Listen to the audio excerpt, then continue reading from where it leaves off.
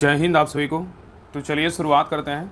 आज के इस क्लास में ज्ञान बिंदु जीएस एकेडमी बिहार पुलिस का क्वेश्चन बैंक कवर करेंगे और इसमें जो है ना फर्स्ट क्लास करवा चुके हैं। ठीक है, तो पहली क्लास अगर नहीं देखें तो सभी लोग जरूर देखिएगा, क्योंकि फर्स्ट क्लास में जो है ना सेट 1 का पेपर 1 का जो है ना क्वेश्चन नंबर 40 तक करवा चुके हैं। तो अगर पीछे क्लास अगर आप लोग नहीं देखें तो पीछे क्लास जरूर देखिएगा, तभी जो है ना आपका अच्छे तरीके से जो है ना आपका सारा क्लास क्लियर होगा। ठीक है, तो जहाँ तक कल का क्लास में रोके थे आगे का क्लास जो है ना कंटिन्यू करते हैं। ठीक है, और क्वेश्चन नंबर आज की क्लास में कितना करेंगे, 41 से करेंगे। ठीक है, तो ध्यानपूर्वक पूरी क्लास को देखिए और अंत तक क्लास को जरूर देखिएगा, और क्लास अच्छा लगे तो सभी लोग लाइक शेयर सब्सक्राइब जरूर कीजिएगा। ठीक है, और बाकी इसका फुल डिटेल पीडीएफ पूरा सेट 1 का जो है ना टेलीग्राम चैनल पे डाल दिए हैं, तो सभी लोग टेलीग्राम चैनल ज्वाइन कर लेगा। डिस्क्रिप्शन में लिंक दिया हुआ राहुल स्टडी ग्रुप के नाम, राहुल स्टडी जो ग्रुप है ना उसका लिंक दिया हुआ है टेलीग्राम चैनल का। ठीक है, तो लिंक पर क्लिक करके सभी लोग टेलीग्राम चैनल ज्वाइन कर लीजिएगा। वहाँ पर 1 से लेकर 100 तक क्वेश्चन का जो है ना पूरा पीडीएफ आपको मिल जाएगा। ठीक है, तो चलिए शुरुआत करते हैं क्वेश्चन नंबर 41 से। देखिए क्वेश्चन नंबर जो है ना 40 तक यहाँ तक जो है ना करवा चुके हैं। आज जो देखने वाले हैं क्वेश्चन नंबर 41 से देखेंगे। ठीक है, तो चलिए देखिए ध्यानपूर्वक, और क्लास को जो है ना ध्यानपूर्वक देखिएगा, तभी जो है ना आपका 100% फायदा होगा। देखिए क्लास करवाने का अगर रहता ना तो 1 घंटा में हम 100 क्वेश्चन करवा देते, लेकिन आप लोग को चाहिए भी पूरा डिटेल के साथ। और पहला बात यह है ना कि डिटेल के साथ करिएगा, तभी जो है ना आपका एक तरह से जो है ना आपका कॉन्सेप्ट बेसिस सारा जो होता है ना सारा क्लियर होगा। ठीक है ना, वैसे तो फिर वही हुआ कि 100 क्वेश्चन आप सेट लगा रहे हो, वही उस प्रकार हो जाएगा। थोड़ा समय लगेगा, एक सेट को 2 से 3 दिन लगेगा, लेकिन आपको जो है ना अच्छे तरीके से कंप्लीट करवाया जाएगा। और वैसा रहता तो हम एक क्लास में जो है 1 घंटा क्लास में आपको 100 क्वेश्चन करवा देते। ठीक है, तो चलिए देखिए क्वेश्चन नंबर 41 का रहा है कि भारतीय वायुसेना। ठीक है, आप ध्यानपूर्वक पूरी क्लास को देखिएगा। ठीक है ना, देखिए पहला क्वेश्चन नंबर 41 का रहा है, और इसके पहले 1 से लेकर 40 तक पहली वाली क्लास को देख लीजिएगा। ठीक है, तो देखिए, और इसका स्पेशल प्लेलिस्ट बना देंगे तो फिर आपको परेशानी नहीं होगा। तो देखिए कह रहा है कि भारतीय वायुसेना के अभ्यास गगन शक्ति 2024 का आयोजन जो है ना कहाँ किया गया, बताइए।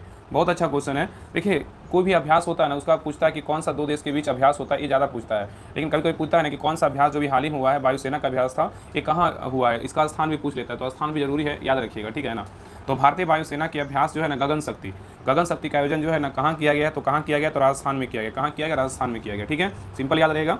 आगे देखिए कह रहा है कि भारतीय वायुसेना के अभ्यास गगन शक्ति 2024 का आयोजन राजस्थान में किया गया।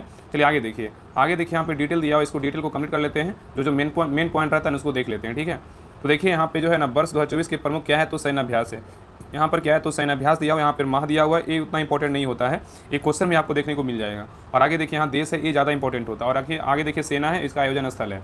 तो ये दोनों जो है उतना इंपॉर्टेंट नहीं होता, लेकिन ये तीनों जो है इंपॉर्टेंट होता है, और ये दोनों तो ज़्यादा इंपॉर्टेंट होता है। कौन सा अभ्यास किन 2 देश के बीच होता है वो पूछ देता है। ठीक है, देखिए पहला है गरुड़ शक्ति अभ्यास जो है ना ये 9वां संस्करण है, ये जो है नवंबर 2024 में हुआ है। और किन 2 देश के बीच होता है, भारत इंडोनेशिया के बीच होता है। गरुड़ शक्ति अभ्यास बोलेगा तो किन 2 देश के बीच होता है, तो भारत इंडोनेशिया के बीच होता है। और किस सेना का अभ्यास है, थल सेना का अभ्यास है। ठीक है, अभी हाल ही में कहाँ हुआ, जकार्ता इंडोनेशिया में हुआ। ठीक है, नेक्स्ट है बिनबैक्स अभ्यास जो है ना किन 2 देश के बीच होता है, तो भारत वियतनाम के बीच होता है।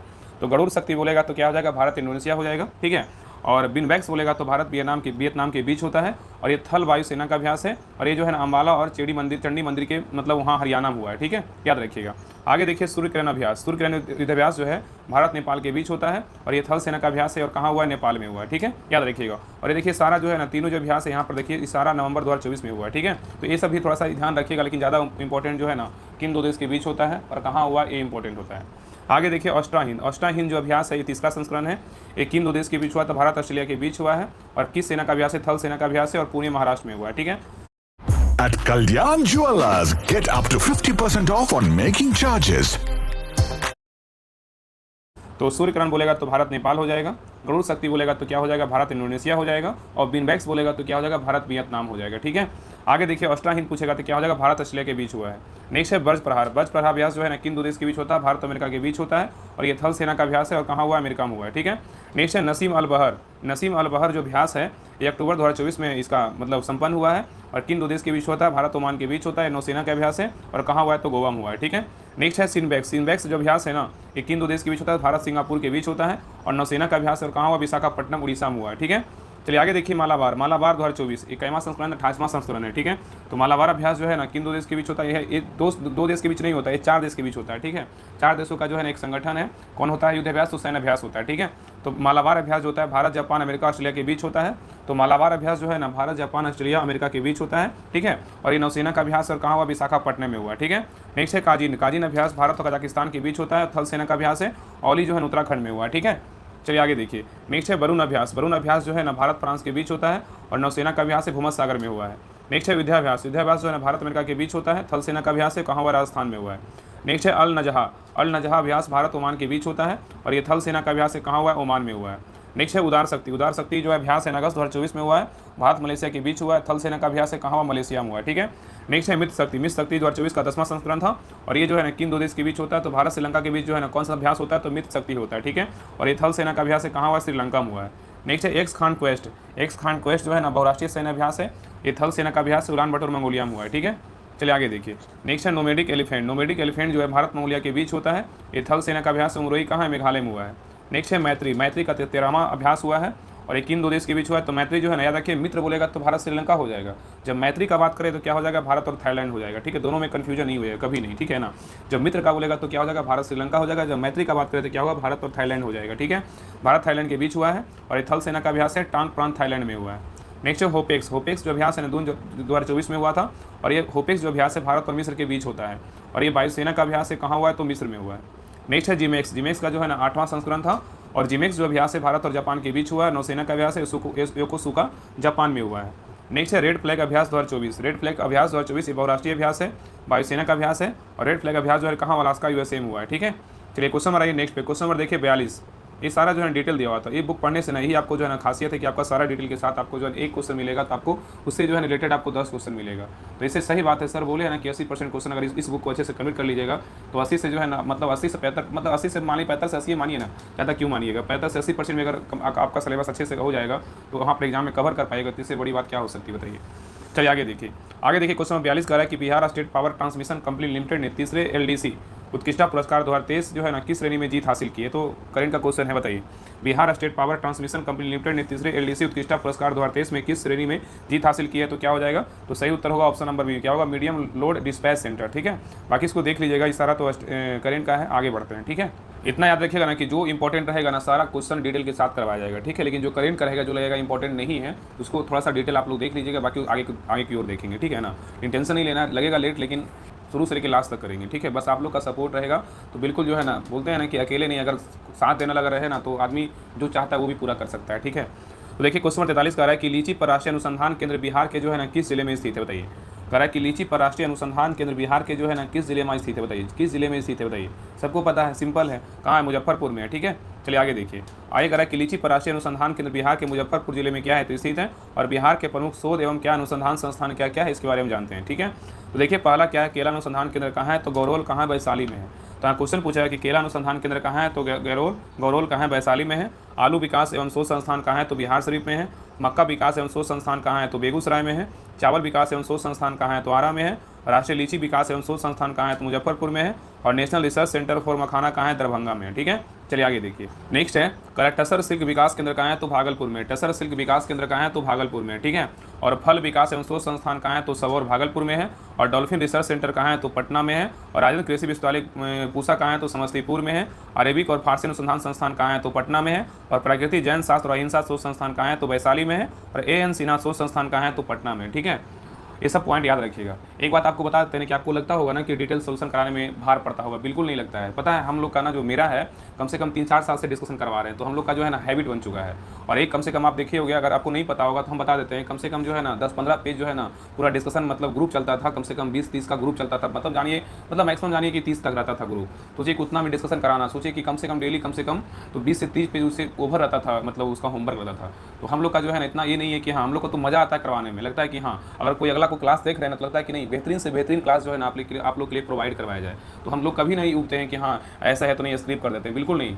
तो आज से नहीं 5 से 6 साल से जो है एक्सपीरियंस है डिस्कशन करवाने का। तो ये सब चीज़ बिल्कुल आप ये मत देखिए। और कैसे हमको पता है ना कैसे आपको क्वेश्चन याद होगा, ठीक है ना। इतना हैबिट बन चुका है तो हमको पता रहता है कि हाँ कैसे हम क्वेश्चन को पढ़ेंगे ना तो आप लोग को क्वेश्चन याद हो जाएगा। कहीं भी आप कोई भी क्लास उठा लीजिए पूरा यूट्यूब पर, आप राहुल स्टडी ग्रुप का, आपको हर वो क्वेश्चन को 2 बार आपको रिपीट मिलेगा, या तो क्वेश्चन बैंक हो या तो प्रैक्टिस सेट हो।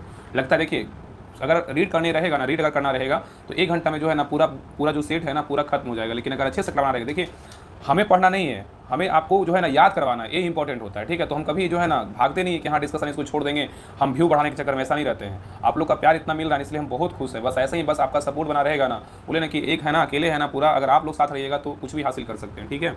बस आप लोग साथ बनाए रखिएगा, आपका हर वो चीज़ जो है ना आपका मतलब प्रोवाइड करवाया जाएगा और 100% जो है ना आपका सिलेक्शन होगा। बस विश्वास रख करके जो है ना एक जगह पढ़ाई कीजिए, 100% सिलेक्शन होगा। इसके पहले भी बहुत सारे लोग का सिलेक्शन हुआ है, ठीक है ना। चलिए आगे देखिए। क्वेश्चन नंबर 44 ये कह रहा है कि निम्नलिखित में से कौन सा कारक जनसंख्या गुणवत्ता निर्धारित नहीं कर सकता है, बताइए। करा निम्नलिखित में से कौन सा कारक जनसंख्या की गुणवत्ता का जो है निर्धारित नहीं करता है बताइए, कौन नहीं करता है बताइए, बताइए क्या होगा। तो 44 का सही उत्तर होगा ऑप्शन नंबर जो है ना सी, मुद्रास्फीति नहीं करता है लेकिन साक्षरता दर करता है, जीवन प्रत्याशा करता है और लोगों द्वारा अर्जित कौशल निर्माण करता है। ठीक है, याद रखिएगा। आगे देखिए करा कि मुद्रास्फीति करा है जनसंख्या गुणवत्ता निर्धारित नहीं करता है। नेक्स्ट करा जनसंख्या गुणवत्ता को निर्धारित करने वाला कारक है। ठीक है, तो जनसंख्या की गुणवत्ता को निर्धारित करने वाले कारक है क्या है, तो साक्षरता दर है, जीवन प्रत्याशा द्वारा दर्शाए गए व्यक्ति के स्वास्थ्य और देश के लोगों द्वारा क्या अर्जित कौशल निर्माण है। ठीक है, नेक्स्ट पॉइंट ये करा गुणवत्तापूर्ण जनसंख्या से ही बेहतर मानव संसाधन का निर्माण होता है जो किसी देश के प्रगति विकास में क्या है महत्वपूर्ण योगदान देता है। ठीक है, चलिए आगे देखिए। आगे करा कि मानव संसाधन के बारे में करा है किसी देश के संदर्भ में मानव संसाधन उसकी जनसंख्या में जो है ना पाई जाने वाली क्या योग्यता, क्षमता, कौशल एवं ज्ञान है जो उस देश के लिए जो है ना मानव पूंजी का क्या है निर्माण करता है। ठीक है, तो मानव संसाधन क्या है, तो किसी देश के संदर्भ में मानव संसाधन उसकी जनसंख्या में पाए जाने वाली योग्यता, क्षमता, कौशल एवं ज्ञान है जो उस देश के लिए जो है ना मानव पूंजी का क्या है निर्माण करता है। ठीक है, आगे देखिए करा कि भारत का साक्षरता दर कितना है, तो 2011 के अनुसार जो है ना 74.04%। ये सब पॉइंट ना याद रखिएगा, ये सब जो है ना एग्जाम की दृष्टि से ना जो 100% क्या है तो महत्वपूर्ण है। ठीक है, तो याद रखिए कि भारत का जो साक्षरता दर है 2011 के अनुसार कितना है, तो 74.04% है। ठीक है, और बिहार का साक्षरता कितना है 2011 के अनुसार, तो 61.82% है। ठीक है, तो दोनों पॉइंट याद रखिएगा। आगे देखिए करा जीवन प्रत्याशा के बारे में करा किसी व्यक्ति या समूह के लोगों द्वारा समान परिस्थितियों में जीने की अपेक्षित औसत वर्षों की संख्या क्या है, जीवन प्रत्याशा कहलाता है। ठीक है, और जीवन प्रत्याशा को प्रभावित करने वाले कारक क्या है, आर्थिक स्थिति, शिक्षा, बेरोजगार, आवास, स्वास्थ्य सेवा और खास सुरक्षा जैसी चीज़ें क्या है शामिल है। ठीक है, नेक्स्ट करा कि 2024 में भारत की जीवन प्रत्याशा कितना है, 70.62 वर्ष है। ठीक है, तो 2024 में भारत की जीवन प्रत्याशा कितना है, तो 70.62 वर्ष है और बिहार की जीवन प्रत्याशा बोलेगा कितना, 69.2 वर्ष है। ठीक है, और नेक्स्ट है मुद्रास्फीति। मुद्रास्फीति क्या है इसके बारे में जानते हैं। तो करा जब मांग और आपूर्ति में असंतुलन पैदा होता है तो वस्तुएं और सेवाएं की कीमतें क्या होती है, तो बढ़ जाती है। ठीक है, तो यहाँ पे कह रहा है कि जब मांग और आपूर्ति में असंतुलन पैदा होता है तो वस्तुओं और सेवाओं की कीमतें क्या होती है, तो बढ़ जाती है। ठीक है, और कीमतों में इस मुद्रा वृद्धि को मुद्रास्फीति कहते हैं। ठीक है, आगे देख रहा है कि भारत में मुद्रास्फीति गणना 2 सूचियों पर होती है। ठीक है, एक कौन होता है, पहला क्या है थोक मूल्य सूचकांक। सिंपल याद रखिए ना कि भारत में मुद्रास्फीति की जो गणना होती है ना 2 सूचियों पर होती है। पहला क्या है, तो थोक मूल्य सूचकांक और दूसरा क्या है, उपभोक्ता मूल्य सूचकांक है। ठीक है, चलिए आगे देखिए। आगे कह रहा है कि 2 से 3% की मुद्रास्फीति दर अर्थव्यवस्था के लिए ठीक होती है जबकि इससे अधिक मुद्रास्फीति अर्थव्यवस्था के लिए क्या है, हानिकारक होती है। ठीक है, तो यहाँ पे कह रहे हैं कि 2 से 3% की मुद्रास्फीति दर अर्थव्यवस्था के लिए ठीक होती है, 2 से 3 ठीक होता है। ठीक है, जबकि इससे अधिक मुद्रास्फीति अर्थव्यवस्था के लिए क्या होता है, हानिकारक होता है। ठीक है, याद रहेगा। चलिए आगे देखिए।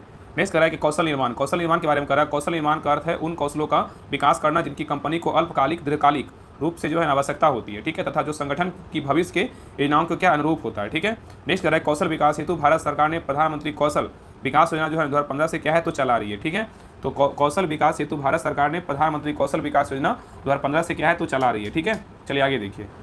क्वेश्चन नंबर 45 का रहा है कि इनमें से कौन सा गैर बाजार क्रियाओं का क्या उदाहरण है बताइए। इनमें से कौन सा गैर बाजार क्रियाओं का उदाहरण है बताइए, कौन है। तो 45 का सही उत्तर होगा ऑप्शन नंबर 1, राम के पास एक गाय है, उसका दूध स्वयं उपभोग करता है। ठीक है, ये क्या है, तो गैर बाजार क्रियाओं का क्या है उदाहरण है। ठीक है, तो आगे करा है कि राम के पास एक गाय है, इसका दूध वह स्वयं उपभोग करता है, यह गैर बाजार क्रियाओं का क्या है तो उदाहरण है। ठीक है, नेक्स्ट करा है बाजार क्रिया क्या होता है। तो कह रहा है जब कोई व्यक्ति किसान मंडी में बेचने के उद्देश्य से वस्तुओं खदानों का उत्पादन करता है उसे बाजार क्रिया कहते हैं। ठीक है, तो बाजार क्रिया किसे बोलेंगे, तो जब कोई व्यक्ति किसान मंडी में बेचने के उद्देश्य से वस्तुओं खदानों का उत्पादन करता है तो उसे बाजार क्रिया कहते हैं। ठीक है, नेक्स्ट है गैर बाजार क्रिया क्या होता है। तो कह रहा है जब कोई व्यक्ति किसान अपने परिवार के उपयोग हेतु वस्तुएं खदान का उत्पादन करता है तो उसे जो है ना गैर बाजार क्रिया कहते हैं। ठीक है, चलिए आगे देखिए। क्वेश्चन नंबर देखिए 46 का रहा है कि बहुराष्ट्रीय निगमों की स्थिति में कौन सा सही नहीं है बताइए। बहुराष्ट्रीय निगमों की स्थिति में कौन सा सही नहीं है बताइए। देखिए पहला कह रहा है कि निर्मित उत्पादों को विश्व स्तर पर बेचा जाता है, बिल्कुल क्या है तो सही है। निर्मित उत्पादों को विश्व स्तर पर बेचा जाता है, बिल्कुल क्या है सही है। और नेक्स्ट कह रहा है कि वस्तुओं व सेवाओं को विश्व स्तर पर उत्पादन नहीं किया जाता, ये क्या है तो गलत है। उत्पादन को बढ़ते हुए जटिल तरीकों से संगठित किया जाता है, ये क्या है तो सही है। तो बी क्या है तो गलत है। ठीक है, चलिए आगे देखिए। आगे करा कि वस्तुओं व सेवाओं को विश्व स्तर पर उत्पादन नहीं किया जाता है, यह कथन क्या है सही नहीं है। ठीक है, आगे करा बहुराष्ट्रीय निगम MNC एक ऐसी कंपनी है जो अपने देश के साथ साथ दुनिया भर के अन्य देशों में काम करती है। ठीक है, और यह देश में स्थित एक केंद्रीय कार्यालय रखता है जो इसके सभी अन्य कार्यालयों जैसे प्रशासनिक शाखाओं या कारखानों के प्रबंधन का क्या समन्वय करता है। ठीक है, चलिए आगे देखिए। नेक्स्ट है बहुराष्ट्रीय निगम के मुख्य कार्य क्या है। बहुराष्ट्रीय निगम के मुख्य कार्य क्या है, देखिए पहला कह रहा है कि अंतर्राष्ट्रीय स्तर पर माल के उत्पादन को क्या करना, नियंत्रित करना है। ठीक है, नेक्स्ट कह रहा है कि विभिन्न देशों के बीच विभिन्न वस्तुओं के आयात और निर्यात को क्या करना, नियंत्रित करना है। ठीक है, नेक्स्ट है वैश्वीकरण। वैश्वीकरण क्या है इसके बारे में कह रहा है। कह रहा है विश्व के सभी देशों की अर्थव्यवस्था को एक दूसरे के साथ जोड़ने की प्रक्रिया जो है ना वैश्वीकरण कहलाती है। ठीक है, तो वैश्वीकरण किसे कहेंगे, तो विश्व के सभी देशों की अर्थव्यवस्था विश्व के सभी देशों की अर्थव्यवस्था को एक दूसरे के साथ जोड़ने की प्रक्रिया को जो है ना वैश्वीकरण कहते हैं, ठीक है। और नेक्स्ट कह रहा है कि बहुराष्ट्रीय कंपनियां वैश्वीकरण में मुख्य भूमिका निभा रही है और विभिन्न देशों के बीच अधिक से अधिक वस्तुओं और सेवाओं, निवेश और प्रौद्योगिकी का आदान प्रदान हो रहा है, ठीक है। आगे कह रहा है कि भारत में वैश्वीकरण की शुरुआत 1990 के दशक में हुई है। तो भारत में जो है ना वैश्वीकरण की शुरुआत कब हुआ? 1990 के दशक में हुई है। और पीवी नरसिम्हा राव को भारत में जो है ना वैश्वीकरण का क्या है? तो जनक माना जाता है, ठीक है। तो सिंपल क्वेश्चन पूछेगा कि भारत में वैश्वीकरण का शुरुआत कब हुआ था? तो 1990 से हुआ था, ठीक है। तो भारत में वैश्वीकरण का शुरुआत कब हुआ था? 1990 से हुआ था। और क्वेश्चन पूछेगा कि भारत में वैश्वीकरण का जनक किसे माना जाता है या तो कहा जाता है? तो पीवी नरसिम्हा राव को कहा जाता है, ठीक है। और वैश्वीकरण के जनक जो है ना पीटर सदरलैंड है और ये पूर्व क्या आयरिश अटॉर्नी जनरल यूरोपीय क्या है? कमिश्नर थे, ठीक है। और वित्त वर्ष 23-24 में चीन भारत का सबसे बड़ा क्या है? व्यापारिक साझेदार है, ठीक है। आगे देखिए इंग्लिश का क्वेश्चन है, honesty is an example of क्या है? बताइए। Honesty is an example of क्या है? बताइए। इसका आंसर क्या होगा? तो 47 का सही उत्तर क्या होगा? Option number D, abstract noun होगा। क्या होगा? Abstract noun. तो हॉनेस्टी इज जो है ना एन एग्जाम्पल ऑफ किसका? एब्स्ट्रैक्ट नाउन है, ठीक है। चलिए आगे देखिए।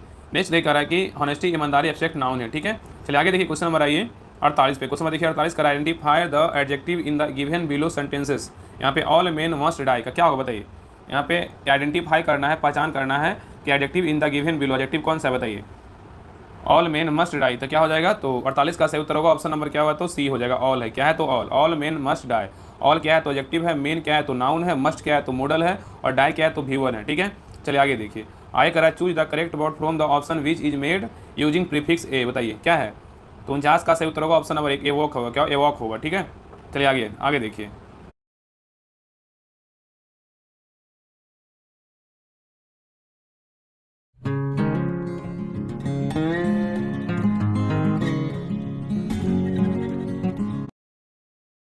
नेक्स्ट करा है कि क्वेश्चन 50 करा है, वह स्थान जहाँ शुक्राणु का अंड से सामना होता है क्या होता है? बताइए। वह स्थान जहाँ शुक्राणु का अंड से सामना होता है क्या होता है? बताइए कौन सा स्थान है? तो 50 का सही उत्तर होगा ऑप्शन नंबर 1, डिम्ब वाहिनी है। क्या है? डिम्ब वाहिनी है, ठीक है।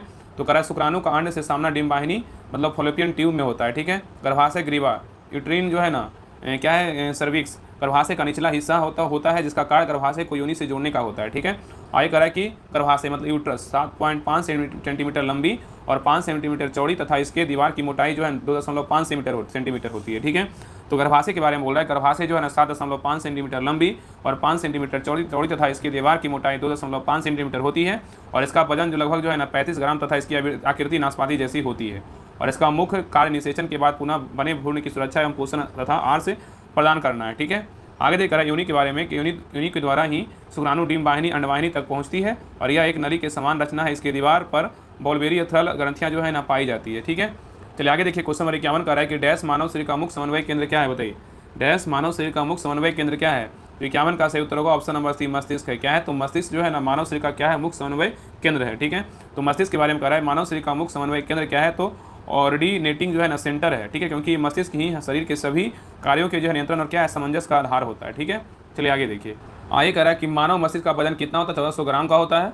मानव मस्तिष्क का वजन कितना होता है? 1400 ग्राम का होता है। और बाहरी आघातों से बचने हेतु मानव मस्तिष्क अस्थियों के खोल क्रेनियम का जो है ना से बंद रहता है, ठीक है। और नेक्स्ट कह रहा है कि मानव मस्तिष्क का सबसे विकसित भाग क्या है? सेरिब्रम है। मानव मस्तिष्क का सबसे विकसित भाग क्या है? तो सेरिब्रम है, जो कि स्मृति, इच्छा शक्ति, ऐच्छिक शक्तियाँ, ज्ञानवाणी, चिंतन व बुद्धिमत्ता क्या है? तो केंद्र है, ठीक है। नेक्स्ट कह रहा है कि थैलेमस दर्द, ठंडा तथा गर्म को पहचाने का कार्य करता है।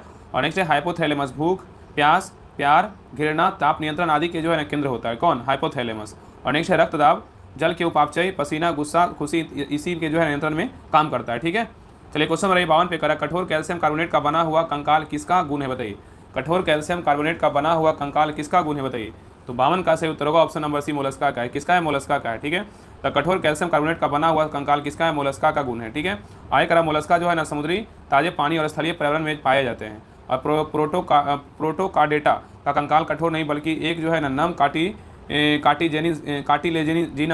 कार्टिलेजिनस जो है ना कंकाल का बना होता है। तो कह रहा है कि प्रोटोकार्डेटा का कंकाल कठोर नहीं बल्कि एक नम कार्टिलेजिनस जो है ना कंकाल का बना होता है, ठीक है। आगे देख रहा है कि ऑर्थोपोडा का कंकाल कठोर होता है परंतु यह काइटिन का बना होता है, ना कि कैल्शियम कार्बोनेट का, ठीक है। नेक्स्ट कह रहा है कि इकाइनोडर्मेटा का भी कंकाल कठोर होता है जो कि कैल्शियम कार्बोनेट से बना होता है, ठीक है। चलिए आगे देखिए क्वेश्चन नंबर 53 कह रहा है निम्नलिखित में से कौन सा कथन लिम्फ मतलब लसिका के संदर्भ में गलत है? बताइए। कह रहा है निम्नलिखित में से कौन सा कथन जो है ना लिम्फ मतलब लसिका के संदर्भ में गलत है? बताइए। तो 53 का सही उत्तर होगा ऑप्शन नंबर डी, उपयुक्त सभी कथन क्या है? तो सत्य है। लसिका परिवहन का कार्य करते बिल्कुल क्या है? तो सही है। लसिका प्लाज्मा के समान व रंगहीन होता है और लसिका आंत से पंचित अवशोषित अमीनो अम्ल का क्या है? परिवहन करती है। तो ए, बी और सी क्या है? बिल्कुल सही है, ठीक है। चलिए आगे देखिए। आगे करा कि लसिका तंत्र के 5 मुख्य जो है ना काय निम्नलिखित है। पहला क्या है, तो लसिका तंत्र शरीर के ऊतकों से रिसने वाले लसिका को बाहर निकालता है और उसे जो है रक्त प्रणाली में जो है भेज देता है, ठीक है। आगे करा यह तंत्र आंतों में वसा में घुलनशील विटामिन और प्रोटीन को अवशोषित कर उन्हें वापस रक्त प्रवाह में क्या है पहुंचाता है, ठीक है।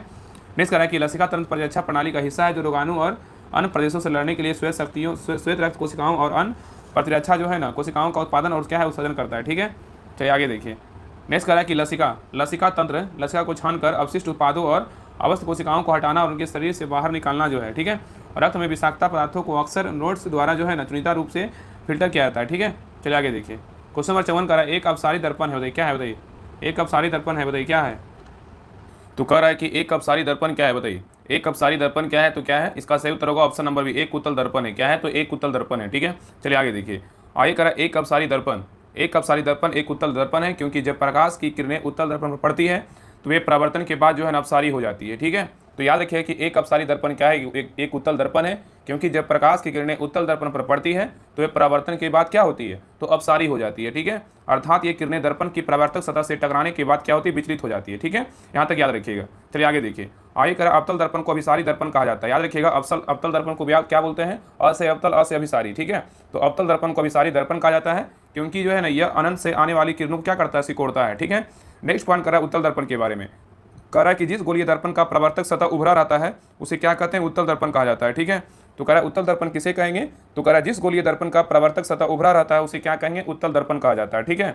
आगे देखिए। आगे कह रहा है उत्तल दर्पण से बने प्रतिबिंब कैसा होता है इसके बारे में जानते हैं। तो कह रहा है इस दर्पण से बना प्रतिबिंब सदैव दर्पण के पीछे उसके ध्रुव और फोकस के बीच वस्तु से छोटा एवं क्या होता है, आभासी बनता है, ठीक है। तो कह रहा है उत्तल दर्पण से बने प्रतिबिंब क्या होता है, तो कह रहा है इस दर्पण से बना प्रतिबिंब सदैव दर्पण के पीछे उसके ध्रुव और फोकस के बीच वस्तु से छोटा, सीधा एवं क्या बनता है, आभासी बनता है, ठीक है। याद रखिएगा। आगे कह रहा है यदि किसी वस्तु की उत्तल दर्पण से दूरी बढ़ाई जाए, कह रहा है यदि किसी वस्तु की उत्तल दर्पण से दूरी बढ़ाई जाए तो दर्पण से बने आभासी एवं सीधे प्रतिबिंब का आकार क्या होता है, तो छोटा होता जाता है तथा उसकी स्थिति दर्पण के पीछे ध्रुव से फोकस की ओर क्या होता है, खिसकती जाती है, ठीक है। आगे देखिए उत्तल दर्पण का उपयोग कहाँ कहाँ होता है इसके बारे में जानते हैं, ठीक है। देखिए कह रहा उत्तल दर्पण का प्रयोग कहाँ होता है, तो ट्रक या मोटर कारों में चालक के बगल में पृष्ठ दर्पण उत्तल में दर्पण का प्रयोग होता है, ठीक है। तो ट्रक या मोटर कारों में चालक के बगल में पृष्ठ देखने के लिए जो है ना उत्तल दर्पण का प्रयोग होता है, ठीक है। दूसरा उदाहरण क्या है, तो सड़क पर लगे परावर्तक लैंपों में उत्तल दर्पण का जो है ना प्रयोग होता है। तो क्वेश्चन आएगा कि सड़क में लगे परावर्तक लैंपों में जो है ना किस दर्पण का प्रयोग होता है, तो उत्तल दर्पण का प्रयोग होता है, ठीक है। सिंपल याद रखिएगा। आगे देखिए अवतल दर्पण के बारे में कह रहा है जिस गोलीय दर्पण का प्रवर्तक तल धंसा रहता है उसे क्या बोलेंगे, तो अवतल दर्पण कहते हैं, ठीक है। तो जिस गोलीय दर्पण का प्रवर्तक तल धंसा रहता है उसे क्या बोलेंगे, तो अवतल दर्पण कहा जाता है, ठीक है। याद रखिएगा। आगे देखिए अवतल दर्पण के जो है ना उपयोग कहाँ कहाँ होता है, तो अवतल दर्पण का उपयोग कहाँ कहाँ होता है इसके बारे में जानते हैं। देखिए पहला उदाहरण क्या है, तो बड़ी फोकस दूरी वाला अवतल दर्पण दाढ़ी बनाने में जो है ना काम आता है, ठीक है। तो बड़ी फोकस दूरी वाला अवतल दर्पण दाढ़ी बनाने में क्या होता है, तो काम आता है। तो क्वेश्चन सीधा सिंपल याद रखिएगा कि दाढ़ी बनाने में जो है ना किस दर्पण का प्रयोग करते हैं, तो अवतल दर्पण का प्रयोग करते हैं, ठीक है। आंख, कान एवं नाक के डॉक्टर द्वारा उपयोग में लाया जाने वाला क्या होता है, तो अवतल दर्पण का ही प्रयोग करता है, ठीक है। नेक्स्ट है गाड़ी के हेडलाइट एवं सर्च लाइट में किस दर्पण का प्रयोग करते हैं, तो अवतल दर्पण का ही प्रयोग करते हैं, ठीक है। आगे कह रहा है कि सौर भट्ठी में सूर्य प्रकाश को केंद्रित करने के लिए अवतल दर्पण का ही प्रयोग होता है, ठीक है। नेक्स्ट देखिए समतल दर्पण के बारे में जानते हैं। समतल दर्पण क्या है, ठीक है। तो कह रहा है समतल दर्पण से प्राप्त प्रतिबिंब सदैव आभासी, सीधा तथा वस्तु के आकार क्या होता है, बराबर होता है। तो याद रखिए कि समतल दर्पण से प्राप्त प्रतिबिंब सदैव आभासी, सीधा तथा वस्तु के आकार के क्या होता है, बराबर होता है, ठीक है। नेक्स्ट पॉइंट कर रहा है कि प्रतिबिंब दर्पण के पीछे उतनी दूरी पर बनता है जितनी दूरी पर दर्पण के जो है ना सामने रखा हो, ठीक है। आगे कह रहा है कि समतल दर्पण में किसी वस्तु का पूरा प्रतिबिंब देखने हेतु दर्पण की ऊंचाई वस्तु की ऊंचाई का क्या होना चाहिए, आधा होना आवश्यक है, ठीक है। तो समतल दर्पण में किसी वस्तु का पूरा प्रतिबिंब देखने हेतु दर्पण की ऊंचाई वस्तु की ऊंचाई का क्या होना है, आधा होना क्या होता है, आवश्यक होता है, ठीक है। नेक्स्ट पॉइंट कर रहा है कि समतल दर्पण में कोई वस्तु दर्पण के सापेक्ष भी चाल से गतिमान हो तो वस्तु और प्रतिबिंब के सापेक्ष गति क्या होगा, तो 2v होगा, ठीक है। तो समतल दर्पण देखिए क्वेश्चन यहाँ ये भी पूछ देता है, क्वेश्चन ऐसे देगा कि समतल दर्पण में कोई वस्तु दर्पण के सापेक्ष भी चाल से गतिमान हो तो वस्तु और प्रतिबिंब के सापेक्ष गति क्या होगी, तो 2v होगी, ठीक है। याद रखिएगा। आगे कह रहा है कि समतल दर्पण का उपयोग कहाँ होता है, तो पहला उदाहरण है कि दैनिक जीवन में समतल दर्पण का उपयोग आईने के रूप में जो है ना किया जाता है, ठीक है। तो दैनिक जीवन में समतल दर्पण का उपयोग आईने के रूप में किया जाता है। और नेक्स्ट है बहुदर्शी और परिदर्शी पेरिस्कोप में पानी की सतह से बाहर देखने के लिए जो है ना समतल दर्पण का प्रयोग होता है, ठीक है। चलिए आगे देखिए। नेक्स्ट है करा चित्र में एक ओम के नियम का साधारण परिपथ दर्शाया गया है, ठीक है। ये ओम का नियम का जो है साधारण परिपथ दिया गया है, इस चित्र को देखिए। और आगे देखिए दिया हुआ करा एक विद्यार्थी एक्स ओम के नियम के सत्यापन के लिए एक परिपथ बनाया है, ठीक है। और परिपथ में उसने कुछ त्रुटियां कर दी है, उन त्रुटियों को सही किया जा सकता है, सही विकल्प को चुने। इसमें जो है चित्र बनाया गया, इसमें कुछ त्रुटियां कर दिया गया, तो इसमें बोल रहा है सही कथन चुने, बताइए क्या होगा। फिगर को देखिए और ऑप्शन को देखिए, बताइए क्या इसमें होगा, बताइए तो सही उत्तर क्या होगा, तो ऑप्शन नंबर जो है ना बी होगा। एमीटर को परिपथ के श्रेणी क्रम में तथा वोल्ट मीटर भी को जो है ना परिपथ के समांतर क्रम में क्या है लगाना चाहिए, तब क्या होगा, तो सही होगा। ठीक है, एक कथन क्या है, तो सही है। ठीक है, चलिए आगे देखिए। आगे करा कि दिए गए परिपथ में एमीटर ए को श्रेणी क्रम में तथा वोल्ट मीटर को भी जो है ना समांतर क्रम में लगाना चाहिए। ठीक है, आगे करा यदि किसी चालक के दो बिंदुओं के बीच विभवांतर मतलब भी वोल्ट हो तथा उसमें प्रवाहित धारा आई मतलब एम्पियर हो, तो ओम के नियम के अनुसार क्या होता है, भी समानुपाती आई या भी बराबर क्या होता है, आर आई होता है। ठीक है, कैपिटल आर आई होता है। ठीक है, आगे देखिए, जहां आर क्या है, चालक का प्रतिरोध है। और नेक्स्ट पॉइंट कर रहा है विद्युत धारा को आमीटर नामक यंत्र से जो है ना मापा जाता है। ठीक है, तो विद्युत धारा को जो है ना किस नामक यंत्र से मापते हैं, तो आमीटर से मापते हैं, और इसे परिपथ में सदैव श्रेणी क्रम में जो है ना लगाया जाता है। ठीक है, आगे देखिए, कह रहा है एक आदर्श आमीटर का प्रतिरोध क्या होता है, तो शून्य होता है। एक आदर्श आमीटर का प्रतिरोध क्या होता है, तो शून्य होता है। और आगे कह रहा है कि वोल्ट मीटर का प्रयोग परिपथ के किन्हीं दो बिंदुओं के बीच विभवांतर मापने में जो है ना किया जाता है, और इसे परिपथ में सदैव समांतर क्रम में क्या होता है, लगाया जाता है। ठीक है, आगे करा एक आदर्श वोल्ट मीटर का प्रतिरोध क्या होता है, अनंत होता है। तो एक आदर्श वोल्ट मीटर का प्रतिरोध क्या होता है, तो अनंत होता है। आगे करा कि विद्युत फ्यूज टी में जो है ना 63%, शीशा में बोलेगा तो 37% की क्या होती है, मिश्र धातु का बना होता है, और यह सदैव परिपथ के साथ क्या है, श्रेणी क्रम में जोड़ा जाता है। ठीक है, चलिए आगे देखिए, क्वेश्चन नंबर 56 करा कि यदि एक वस्तु का द्रव्यमान जो है 4 गुना होता है तथा इसका वेग आधा हो जाता है, तो वस्तु का समवेग क्या होगा, बताइए। कह रहा यदि एक वस्तु का द्रव्यमान 4 गुना होता है तथा इसके वेग आधा हो जाता है, तो वस्तु का समवेग क्या होगा, तो 56 का सही उत्तर होगा ऑप्शन नंबर बी, दोगुना हो जाएगा। क्या होगा, तो दोगुना हो जाएगा। ठीक है, तो देखिए, कह रहा यदि एक वस्तु का द्रव्यमान 4 गुना होता है तथा इसका वेग आधा हो जाता है, तो वस्तु का समवेग क्या होगा, तो दोगुना हो जाएगा। ठीक है, यहाँ पे देखिए बनाया गया माना कि वस्तु का द्रव्यमान क्या है, तो यम है, तो नया द्रव्यमान क्या होगा, 4m। जो पहला समीकरण है इसको देख लीजिएगा, आगे बढ़ते हैं। ठीक है, चलिए देखिए बना के जो है ना बताया गया। आगे देखिए, आगे कह रहा है क्वेश्चन 57 कह रहा है कि विद्युत उपकरणों को अतिभारण के कारण लघु पतन से सुरक्षित रखने के लिए सबसे महत्वपूर्ण सुरक्षा विधि क्या है, बताइए। कह रहा है कि विद्युत उपकरणों को अतिभारण के कारण लघु पतन से सुरक्षित रखने के लिए सबसे महत्वपूर्ण सुरक्षा विधि क्या है, बताइए। तो 57 का सही उत्तर होगा ऑप्शन नंबर डी, क्या है, फ्यूज का उपयोग है। क्या है, तो फ्यूज का उपयोग है। ठीक है, तो आगे कह रहा है कि विद्युत उपकरणों को अतिभार के कारण लघु पतन से सुरक्षित रखने के लिए सबसे महत्वपूर्ण सुरक्षा विधि क्या है, तो फ्यूज का उपयोग है। ठीक है, और विद्युत फ्यूज क्या है, इसके बारे में जानते हैं। ठीक है, तो कह रहा है विद्युत फ्यूज क्या है, तो कह रहा है विद्युत फ्यूज परिपथों तथा साधित्रों की सुरक्षा किसी भी अनावश्यक रूप से उच्च विद्युत धारा को उनमें से प्रवाहित ना होने देकर करता है। ठीक है, आगे कह रहा है कि फ्यूज को युक्ति के साथ श्रेणी क्रम में जो है ना संयोजित करते हैं। ठीक है, और फ्यूज जो है ना, फ्यूज तार टीन लेड की मिश्र धातु से बना होता है। ठीक है, तो फ्यूज तार जो है ना किस मिश्र धातु का बना होता है, तो टीन और क्या होता है, तो लेड होता है। ठीक है, आगे कह रहा है यदि परिपथ में किसी निर्दिष्ट मान से अधिक मान की विद्युत धारा प्रवाहित होती है, तो फ्यूज तार के तापमान में वृद्धि होती है। इससे फ्यूज तार क्या होता है, पिघल जाता है, और परिपथ क्या होता है, टूट जाता है। ठीक है, आगे करा कि फ्यूज तार प्रायः धातु के सिरे वाले पोर्सलिन अथवा इसी प्रकार के विद्युत रोधी पदार्थ के जो है ना काटेज में क्या होता है, रखा जाता है। ठीक है, चलिए आगे देखिए, नोट में दिया हुआ कि लघु पथन मतलब शॉर्ट सर्किट के समय विद्युत परिपथ में विद्युत धारा क्या होता है, अत्यधिक जो है ना बढ़ जाती है। ठीक है, तो लघु पथन मतलब शॉर्ट सर्किट के समय विद्युत परिपथ में विद्युत धारा क्या होती है, तो अत्यधिक जो है ना बढ़ जाती है। ठीक है, चलिए आगे देखिए, यहाँ पे देखिए रिक्त स्थानों की पूर्ति करना है। यहाँ पे देखिए कह रहा है कि बिहार में डैश कितना वन्य जीव अभयारण्य है और कितना राष्ट्रीय पार्क है और कितना टाइगर रिजर्व है, बताइए बिहार में, बताइए क्या होगा। तो याद रखिए बिहार में जो है कितने वन्य जीव अभयारण्य है, तो 13 क्या है वन्य जीव अभयारण्य है, और राष्ट्रीय पार्क कितना है, तो 1 है, और टाइगर रिजर्व कितना है, तो 1 है। ठीक है, इसका सही उत्तर क्या होगा, तो ऑप्शन नंबर जो है ना बी हो जाएगा। क्या होगा, तो बी होगा। तो बिहार में जो है ना 13 क्या है, तो वन्य जीव अभयारण्य है, और 1 क्या है, तो 1 राष्ट्रीय पार्क है, और 1 क्या है, तो टाइगर रिजर्व है। ठीक है, चलिए आगे देखिए, आगे कह रहा है कि बिहार में 13 वन्य अभयारण्य, 1 राष्ट्रीय पार्क और 1 क्या है, तो टाइगर रिजर्व है। ठीक है, और बिहार में एकमात्र राष्ट्रीय उद्यान बोलेगा तो कौन सा है, वाल्मीकि राष्ट्रीय उद्यान है, जो पश्चिमी चंपारण जिले में क्या है, तो स्थित है। ठीक है, और यह बाघ संरक्षण के लिए भी क्या है, समर्पित है, और 800 जो है ना, और 898.93 वर्ग किलोमीटर में क्या है, तो यह फैला हुआ है। ठीक है, चलिए आगे देखिए, नेक्स्ट कह रहा है कि बिहार के प्रमुख अभयारण्य के बारे में देखिए दिया हुआ है डिटेल। यहाँ पे देखिए अभयारण्य है, और आप यहाँ क्या है, जिला है। ठीक है, तो गौतम बुद्ध वन्य जीव अभयारण्य कहाँ है, तो गया में है। कहाँ है, गया में। ठीक है, तो गौतम बुद्ध जो है ना वन्य जीव अभयारण्य कहाँ है, तो गया में है। और नेक्स्ट है भीम बांध अभयारण्य कहाँ है, तो मुंगेर में है। कांवर झील पक्षी अभयारण्य कहाँ है, तो बेगूसराय में है। कुशेश्वर स्थान पक्षी विहार अभयारण्य कहाँ है, तो दरभंगा में है। नागी डैम पक्षी अभयारण्य कहाँ है, तो जमुई में है। और नकटी डैम जलाशय पक्षी अभयारण्य कहाँ है, तो जमुई में है। और नेक्स्ट है सलीम अली जुबा सहनी वैडेला झील पक्षी अभयारण्य कहाँ है, तो वैशाली में है। और नेक्स्ट देखिए कह रहा है कि पंत वन्य जीव अभयारण्य कहाँ है, तो राजगीर नालंदा में है। पंत वन्य जीव अभयारण्य कहाँ है, राजगीर नालंदा में है। रजौला जो है रजौली बोल सकते हैं, रजौली वन्य अभयारण्य कहाँ है, तो नवादा में है। ठीक है, आगे कह रहा है कि विक्रमशिला गंगेर डॉल्फिन अभयारण्य कहाँ है, तो भागलपुर में है। और नेक्स्ट है उदयपुर वन्य अभयारण्य कहाँ है, तो पश्चिमी चंपारण में है। और वाल्मीकि वन्य अभयारण्य कहाँ है, तो पश्चिमी चंपारण में है। और कैमूर वन्य अभयारण्य बोलेगा तो कहाँ है, कैमूर और क्या है, रोहतास में है। ठीक है, और उदयपुर और वाल्मीकि वन्य अभयारण्य कहाँ है, तो पश्चिमी चंपारण में है। ठीक है, चलिए क्वेश्चन रहा 59 पे, ये कह रहा है कि यहाँ पे सूची 1 सूची 2 को क्या करना है, मिलाना है। सूची 1 दिया है, सूची 2 दिया है, बताइए भावर का क्या होगा, बताइए भावर का क्या होगा, बताइए क्या होगा। तो भावर का क्या होगा, तो भावर का जो है ना क्या होगा, तो छिद्रपूर्ण होगा। क्या होगा, तो छिद्रपूर्ण होगा। ठीक है, आगे देखिए तराई का अर्थ क्या होता है, बताइए तराई का। तो तराई का क्या होगा, तो घने जंगल और वन प्राणियों वाला क्या है, तो क्षेत्र है। ठीक है, और एक से बांगर का क्या होगा, बताइए बांगर का क्या होगा, तो बांगर का क्या होगा, बताइए। तो बांगर का हो जाएगा पुराना जलोढ़ हो जाएगा, क्या होगा पुराना जलोढ़ हो जाएगा, ठीक है। और खादर का क्या होगा युवा निक्षेप हो जाएगा, क्या नई मिट्टी, ठीक है, याद रखिएगा। तो इसका सही उत्तर क्या होगा, तो ऑप्शन नंबर जो है ना ए हो जाएगा, क्या होगा तो ए हो जाएगा, ठीक है। तो भाबर का बोलेगा तो क्या हो जाएगा छिद्रपूर्ण हो जाएगा। तराई का बोलेगा तो क्या हो जाएगा घने जंगल और वन प्राणियों वाला क्षेत्र हो जाएगा। और बांगर बोलेगा तो क्या हो जाएगा बांगर का हो जाएगा, क्या बांगर का हो जाएगा पुराना जलोढ़ हो जाएगा। और खादर का बोलेगा तो युवा निक्षेप हो जाएगा, ठीक है। चलिए आगे देखिए, आगे करा कि भावर मिट्टी हिमालय की तलहटी में स्थित चट्टानी और छिद्रपूर्ण मिट्टी की एक संकरी पट्टी है और यह पहाड़ों से नदियों द्वारा लाए गए मलबे और तलछट के जवाब से क्या है तो बनी है। कौन सा मिट्टी, तो भावर मिट्टी, ठीक है। और आगे करा कि भावर शिवालिक पर्वत श्रृंखला के नीचे का क्षेत्र है। भावर में कंकड़ गाद और क्या होते हैं बालू मिलती है, ठीक है। और भावर क्षेत्र में खेती नहीं की जा सकती है, ठीक है।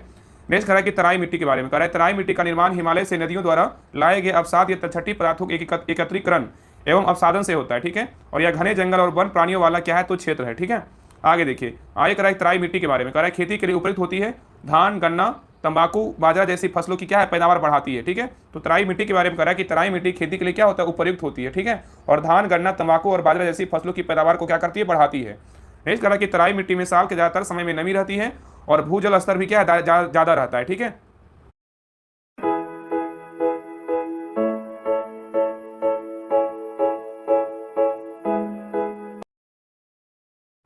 आगे देखिए, आगे कह रहा है कि बांगर, मतलब बांगर किसको बोलते हैं, पुरानी जलोढ़ मिट्टी को जो है ना बांगर बोलते हैं, ठीक है। तो बांगर मिट्टी क्या होता है, तो कह रहा है तराई के दक्षिण में पुरानी जलोढ़ मिट्टी का क्षेत्र क्या होता है प्रारंभ होता है, जिसे क्या कहते हैं बांगर कहते हैं। तो बांगर किसे कहते हैं, इसी को जो है ना पुरानी जलोढ़ मिट्टी बोलते हैं। तो तराई के दक्षिण में पुरानी जलोढ़ मिट्टी का क्षेत्र प्रारंभ होता है, उसे बांगर कहते हैं। और नेक्स्ट है खादर, खादर जो है नवीन जलोढ़ मिट्टी को बोलते हैं। तो प्रत्येक साल बाढ़ द्वारा लाई गई बहाकर मिट्टियों को जो है ना खादर मिट्टी कहते हैं, ठीक है। चलिए आगे देखिए, नेक्स्ट देखिए यहाँ पे मिलान करने निम्नलिखित को जो है सुमेलित कीजिए। यहाँ पे नदी है, यहाँ पे सहायक नदी दिया हुआ है। बताइए गोदावरी की सहायक नदी क्या है, बताइए गोदावरी की सहायक नदी क्या है, गोदावरी की सहायक नदी क्या है तो वेनगंगा है, क्या है तो वेनगंगा है। और गंगा की सहायक नदी क्या है बताइए, तो गंगा की सहायक नदी क्या है तो कोसी है, क्या है कोसी है, ठीक है। और कृष्णा की सहायक नदी क्या है तो कृष्णा की सहायक नदी क्या है बताइए, तो कृष्णा की सहायक नदी क्या है तो कोयना है, क्या है तो कोयना। और कावेरी का बोलेगा तो क्या है तो अमरावती है, ठीक है। तो सही उत्तर क्या होगा तो ऑप्शन नंबर जो है ना बी हो जाएगा, ठीक है। चलिए आगे देखिए, आगे कह रहा है गोदावरी नदी के बारे में कह रहा है कि यह प्रायद्वीपीय भारत की सबसे लंबी नदी है, ठीक है। तो गोदावरी नदी के बारे में बोल रहा है कि यह प्रायद्वीपीय भारत की सबसे लंबी नदी है, जिसकी कुल लंबाई कितनी है 1465 किलोमीटर। किस नदी की लंबाई है, तो गोदावरी नदी की लंबाई कितनी है 1465 किलोमीटर है। और नेक्स्ट पॉइंट कह रहा है कि दक्षिण भारत की सबसे लंबी नदी होने के कारण इसे जो है ना दक्षिण की गंगा कहते हैं, ठीक है। तो दक्षिण की गंगा किस नदी को बोलते हैं, गोदावरी को बोलते हैं, ठीक है। और इस नदी का उद्गम स्थान पश्चिमी घाट की पहाड़ियों में स्थित त्र्यंबकेश्वर से होता है, ठीक है। और नेक्स्ट कह रहा है कि गोदावरी की कुछ सहायक नदियां कौन कौन है, प्राणहिता है, पूर्णा है, पेनगंगा है और वैनगंगा है, इंद्रावती और क्या है तो मंजीरा है, ठीक है। आगे देखिए गंगा के बारे में, गंगा के बारे में कह रहा है गंगा नदी भागीरथी और अलकनंदा नदियों का सम्मिलित रूप है, ठीक है। तो गंगा जो है गंगा के बारे में कह रहा है गंगा नदी भागीरथी और अलकनंदा नदियों का क्या है सम्मिलित रूप है, जो देव प्रयाग के निकट मिलकर गंगा कहलाती है, ठीक है। और नेक्स्ट पॉइंट कह रहा है गंगा नदी का मुख्य स्रोत क्या है, उत्तराखंड में स्थित गंगोत्री हिमनद है। और गंगा नदी की प्रमुख सहायक नदियां क्या क्या है, तो रामगंगा, गोमती, घाघरा, गंडक, कोसी, सोन, यमुना, महानंदा, ये सब क्या है तो गंगा की जो है ना सहायक नदियां हैं। कौन कौन है, तो रामगंगा, गोमती, घाघरा, गंडक, कोसी, सोन, यमुना, महानंदा इत्यादि, ठीक है। और नेक्स्ट करा गंगा नदी की सर्वाधिक लंबाई कहाँ है, उत्तर प्रदेश में, ठीक है। आगे करा कि फरक्का के बाद गंगा नदी दक्षिण पूर्व की ओर बहते हुए बांग्लादेश में जो है ना प्रवेश करती है, उसे क्या बोलते हैं, पद्मा कहलाती है, ठीक है। और नेक्स्ट पॉइंट करा गंगा और ब्रह्मपुत्र की समुद्र धारा मेघना के नाम से जो है ना जानी जाती है, ठीक है। और नेक्स्ट करा गंगा ब्रह्मपुत्र का डेल्टा विश्व का सबसे बड़ा डेल्टा माना जाता है, ठीक है। आगे देखिए, आगे करा कृष्णा के बारे में करा यह प्रायद्वीपीय भारत की सबसे क्या है दूसरी सबसे लंबी नदी है, ठीक है। तो कृष्णा के बारे में करा यह प्रायद्वीपीय भारत की दूसरी सबसे लंबी नदी कौन सी है, तो कृष्णा है। और यह पश्चिमी घाट मतलब महाराष्ट्र में स्थित महाबलेश्वर से निकलकर दक्षिण पूर्व दिशा में 1400 किलोमीटर की लंबाई में जो है ना प्रवाहित होती हुई बंगाल की खाड़ी में जो है ना गिरती है, ठीक है। आगे देखिए कृष्णा नदी की प्रमुख सहायक नदियां कौन कौन है, कोयना है, यरला है, वर्णा है, पंचगंगा, दूधगंगा, घाट प्रवाह, माल प्रवाह इत्यादि है, ठीक है। नेक्स्ट है कावेरी नदी, इसके बारे में कह रहा है यह कर्नाटक के कोडागु जिले में मैसूर पठार के दक्षिणी भाग में जो है ना ब्रह्मगिरी पहाड़ियों से निकलती है। तो कावेरी नदी के बारे में बोल रहा है कि यह कर्नाटक के कोडागु जिले में मैसूर पठार के दक्षिणी भाग में ब्रह्मगिरी पहाड़ियों से निकलती है। और कावेरी नदी दक्षिण भारत की जो है ना गंगा की उपमा प्रदान की गई है, ठीक है। और नेक्स्ट कह रहा है कि कावेरी नदी के अफवाह क्षेत्र को जो है ना दक्षिण भारत का चावल का कटोरा कहा जाता है, ठीक है। तो कावेरी नदी के अफवाह क्षेत्र को जो है दक्षिण भारत का चावल का कटोरा कहा जाता है, जिसको rice bowl of south India कहते हैं, ठीक है। और नेक्स्ट कह रहा है कि कावेरी नदी की प्रमुख सहायक नदियां कौन है, तो हेमावती है, लोकापावनी है, अक्रवती है, भवानी है और क्या है अमरावती है, ठीक है। और कावेरी नदी पर ही जो है ना होगेन वकल जलप्रपात भी स्थित है, ठीक है। तो होगेन वकल जलप्रपात किस नदी पर स्थित है, कावेरी नदी पर जो है ना स्थित है, ठीक है। नेक्स्ट देखिए कह रहा है कि निम्न में से कौन सा खनिज मोनाजाइट में जो है रेत में मिलता है, बताइए निम्न में से कौन सा खनिज मोनाजाइट रेत में मिलता है, बताइए कौन मिलता है। तो 61 का सही उत्तर होगा ऑप्शन नंबर थोरियम मिलता है, क्या मिलता है, थोरियम मिलता है। तो कह रहा है निम्न में से कौन सा खनिज मोनाजाइट रेत में मिलता है, तो थोरियम मिलता है। थोरियम जो है ना खनिज मोनाजाइट रेत में मिलता है। और थोरियम के बारे में कह रहा है इसकी प्राप्ति जो है ना मुक्ता मोनाजाइट बालू का निक्षेप से होती है, जिसका निर्माण प्रो कैम्बियम काल की चट्टानों को नष्ट होकर चूर्ण बन जाते हुए हुआ है, ठीक है, जाने से हुआ है। आगे करा यह मोनाजाइट निक्षेप मुक्ता केरल के तटवर्ती भागों में जो है ना पाए जाते हैं। आगे सोना के बारे में कह रहा है, सोना जो है ना सोने की गणना बहुमूल्य धातुओं से की जाती है। तो सोना का गणना जो है ना बहुमूल्य धातुओं से की जाती है। आगे कह रहा है देश के कुल स्वर्ण उत्पादन का लगभग जो है 98% भाग केवल कर्नाटक, कोलार तथा हट्टी का स्वर्ण खदानों से प्राप्त होता है। ठीक है, आगे कह रहा है कुछ प्रमुख सोने की खान एवं संबंधित राज्य है। सोने की खान दिया हुआ यहाँ पे क्या है तो राज्य है। रामगिरी खान बोलेगा तो कहाँ है, आंध्र प्रदेश में। ये क्या है प्रमुख सोने की खान है। कोलार तथा हट्टी खान बोलेगा तो कहाँ है, कर्नाटक में। ठीक है, चलिए आगे देखिए। आगे कह रहा है कोयला के बारे में कह रहा है कि यह मुक्ता हाइड्रोकार्बन से निर्मित एक क्या है ठोस संतरित शिला है, जिसे उष्मा व प्रकाश दोनों की आपूर्ति हेतु ईंधन के रूप में जो है ना प्रयोग किया था। किसका, तो कोयला का। और आगे करा कार्बन की घटती गुणवत्ता के अनुसार कोयले के प्रमुख 4 प्रकार होते हैं। एक होता है एंथ्रासाइट, एक होता है बिटुमिनस, और तीसरा क्या होता है लिग्नाइट होता है, चौथा क्या होता है पीट होता है। ठीक है, तो कार्बन की घटती गुणवत्ता के अनुसार कोयले के 4 प्रमुख प्रकार होते हैं। एक होता है एंथ्रासाइट, दूसरा बिटुमिनस, तीसरा लिग्नाइट और चौथा होता है पीट कोयला होता है। ठीक है, एंथ्रासाइट जो 80 से 45% होता है, बिटुमिनस में कितना 55 से 65% होता है, लिग्नाइट का बात करें 45 से 55% होता है और पीट का बात करें 35 से 45% होता है। ठीक है, आगे देखा रहा कि सर्वाधिक उच्च गुणवत्ता की कोयला कौन सा है, एंथ्रासाइट, क्योंकि इसका परसेंट क्या है तो ज्यादा है। ठीक है, तो सर्वाधिक उच्च गुणवत्ता की कोयला पूछेगा तो क्या हो जाएगा, एंथ्रासाइट हो जाएगा। ठीक है, तो सर्वाधिक उच्च गुणवत्ता की कोयला बोलेगा तो क्या है, एंथ्रासाइट है, क्योंकि इसमें कार्बन की प्रतिशत जो है ना 80 से क्या है तो 95% है। ठीक है, और नेक्स्ट कह रहा कि सर्वाधिक निम्न गुणवत्ता की कोयला बोलेगा तो कौन सा है तो पीट कोयला, क्योंकि इसमें कार्बन की प्रतिशत कितना है तो 35 से जो है ना 45 से है। ठीक है, याद रखिएगा। ठीक है, क्योंकि क्या है इसमें कार्बन की प्रतिशत कितना है तो 35 से 45 है। आगे करा कि भारत में आधुनिक विधि से कोयला निकालने का प्रथम प्रयास पश्चिम बंगाल में रानीगंज कोयला क्षेत्र में किया गया था। तो भारत में आधुनिक विधि से कोयला निकालने का प्रथम प्रयास पश्चिम बंगाल में रानीगंज कोयला क्षेत्र में किया गया था।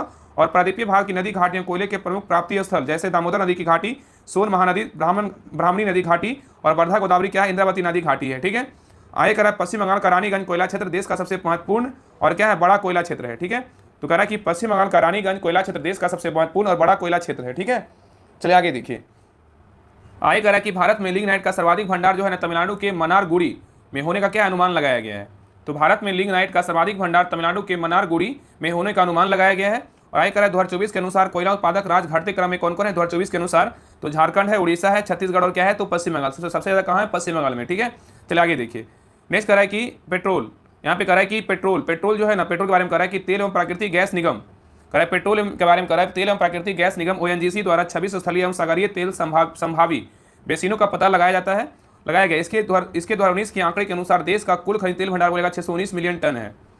नेक्स्ट कह रहा है कि देश का सबसे महत्वपूर्ण एवं प्राचीन तेल क्षेत्र बोलेगा तो कहाँ है तो असम में है। तो देश का सबसे महत्वपूर्ण एवं प्राचीन तेल क्षेत्र बोलेगा तो कहाँ है, असम में है। और यहाँ के तेल क्षेत्रों में डिगबोई, नहरकटिया, हगरी, जान, मोरान व सुरमा नदी घाटी क्या है तो प्रमुख है। ठीक है, चलिए आगे देखिए।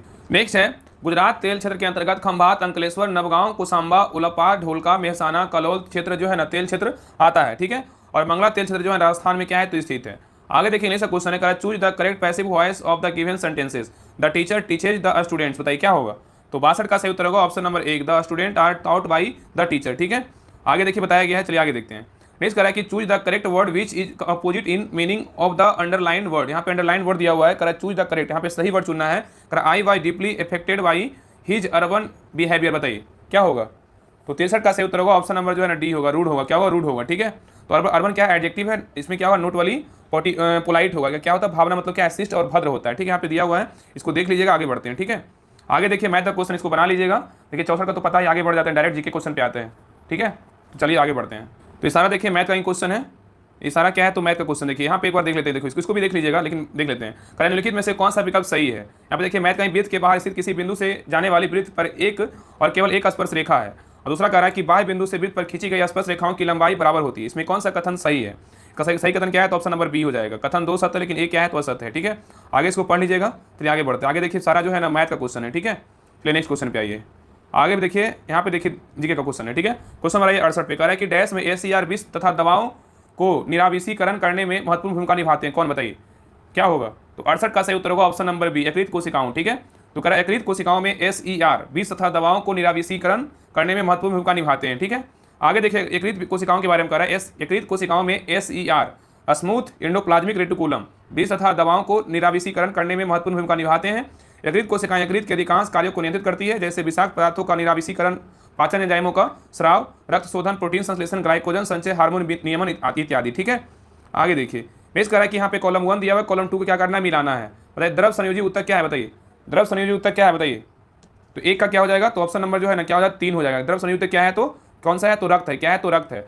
द्रव संयोजी उत्तर क्या है तो रक्त है। उपकला उत्तर किसे बोलते हैं, बताइए तो उपकला उत्तक क्या हो जाएगा, त्वचा हो जाएगा। क्या होगा, त्वचा हो जाएगा। जोड़ों की सतह क्या हो जाएगा, बताइए जोड़ों की सतह क्या होगा, तो जोड़ों की सतह क्या हो जाएगा, उपास्थि हो जाएगा। और तंत्रिका उत्तक क्या हो जाएगा, तंत्रिका उत्तक बोलेगा तो स्पाइनल कॉर्ड हो जाएगा। ठीक है, तो सही उत्तर क्या होगा, ऑप्शन नंबर बी हो जाएगा। तो द्रव संयोजी उत्तक बोलेगा तो रक्त हो जाएगा, उपकला उत्तक बोलेगा तो त्वचा हो जाएगा, जोड़ों की सतह बोलेगा उपास्थि हो जाएगा, और तंत्रिका उत्तक बोलेगा तो स्पाइनल कॉर्ड हो जाएगा। ठीक है, चलिए आगे देखिए।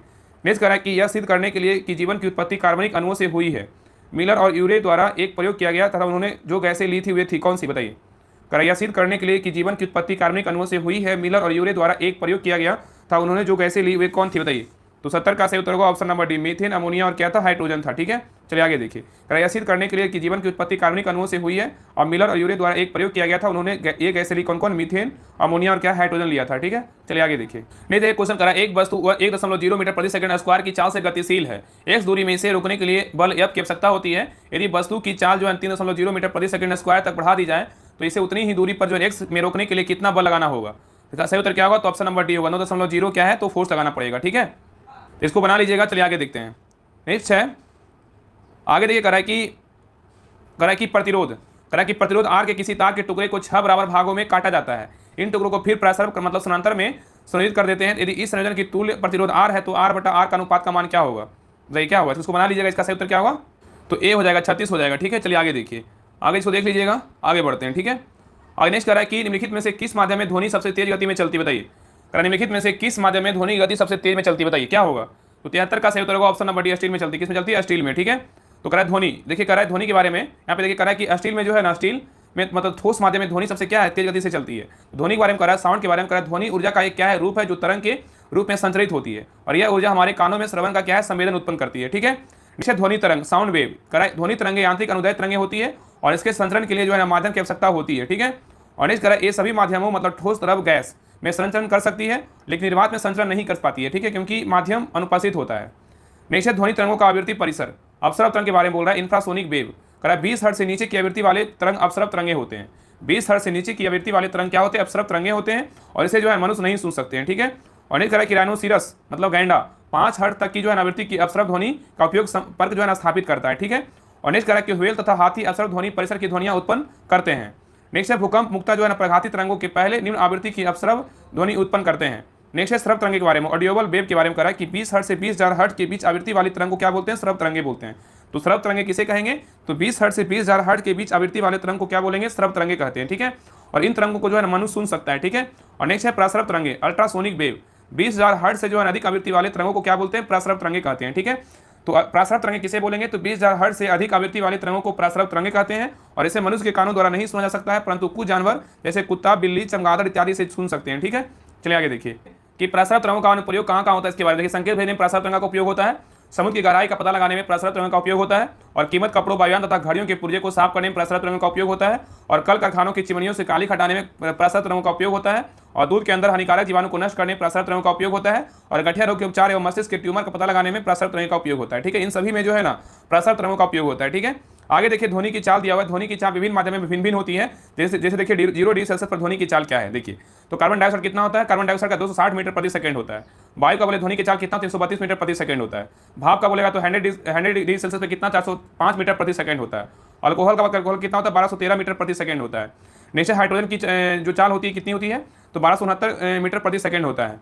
नेक्स्ट है पारा कितना होता है, पारा का 1450 मीटर प्रति सेकंड होता है। और जल का बोलेगा कितना, 14 से 83 होता है। और समुद्री जल का बोलेगा कितना, 1533 होता है। लोहा का बोलेगा कितना होता है, 5130 होता है। कांच का बोलेगा तो 5640 होता है। एल्यूमिनियम का बोलेगा तो कितना होता है, 6420 होता है। ठीक है, आगे देखा है कि ध्वनि की चाल पर विभिन्न भौतिक राशियों का प्रभाव क्या, पहला ही देखिए कह रहा है कि ताप का प्रभाव, कह रहा है किसी माध्यम का ताप बढ़ने पर उसमें जो है ध्वनि की चाल क्या होती है, तो बढ़ जाती है। तो किसी माध्यम का ताप बढ़ने पर उसमें ध्वनि की चाल क्या होगी, तो बढ़ जाएगी। और दाब का प्रभाव के बारे में कह रहा है ध्वनि की चाल पर दाब पर कोई प्रभाव नहीं पड़ता है। ठीक है, और घनत्व का प्रभाव के बारे में बोल रहा है, घनत्व अधिक होने पर ध्वनि का वेग क्या होता है, अधिक होता है। घनत्व अधिक होने पर ध्वनि का वेग क्या होता है, अधिक होता है। और आता के प्रभाव के बारे में कह रहा है कि आता बढ़ने पर ध्वनि की चाल क्या होती है, बढ़ जाती है। ठीक है, चलिए आगे देखिए क्वेश्चन में 74 कह रहा है कौन सी नदी दक्षिण गंगा के नाम से जो है जानी जाती है, बताइए। कह रहा है कौन सी नदी दक्षिण गंगा के नाम से जानी जाती है, बताइए।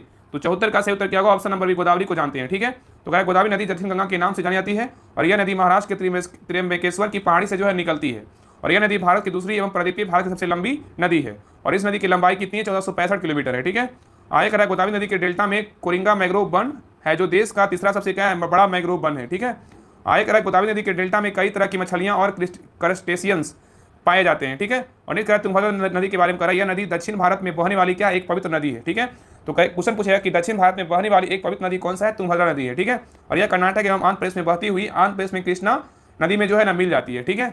आगे कह रहा है कि रामायण में तुंगभद्रा नदी को पंपा के नाम से जो है जाना जाता है, ठीक है। तो रामायण में तुंगभद्रा नदी को जो है ना पंपा के नाम से जाना जाता है। और तुंगभद्रा नदी का जन्म तुंगा एवं भद्रा नदियों के मिलन से हुआ है। तो तुंगभद्रा नदी का जन्म तुंगा एवं भद्रा नदी के मिलन से हुआ है, ठीक है। आगे देखिए कॉलम 1 है, कॉलम 2 को जो है ना मिलान करना है। कॉलम 1 में क्या है, वन जीव अभयारण्य है, और कॉलम 2 में क्या है, राज्य है।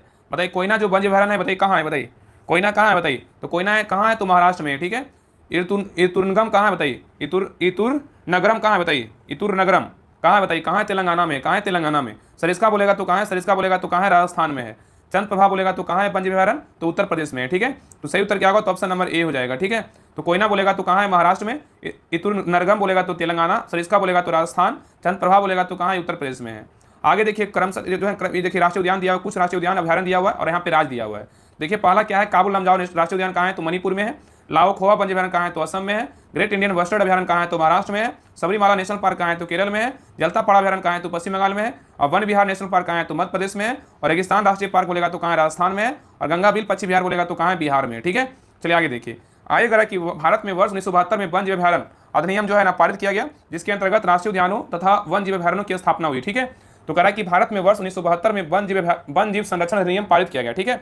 और जिसके अंतर्गत राष्ट्रीय उद्यानों तथा वन जीव अभ्यारण्यों का स्थापना हुआ, ठीक है। और नेक्स्ट पॉइंट कह रहा है कि वन जीव अभ्यारण्य वाइल्ड लाइफ सेंचुरी का गठन किसी प्रजाति अथवा किसी विशिष्ट प्रजातियों के संरक्षण के लिए किया जाता है, ठीक है।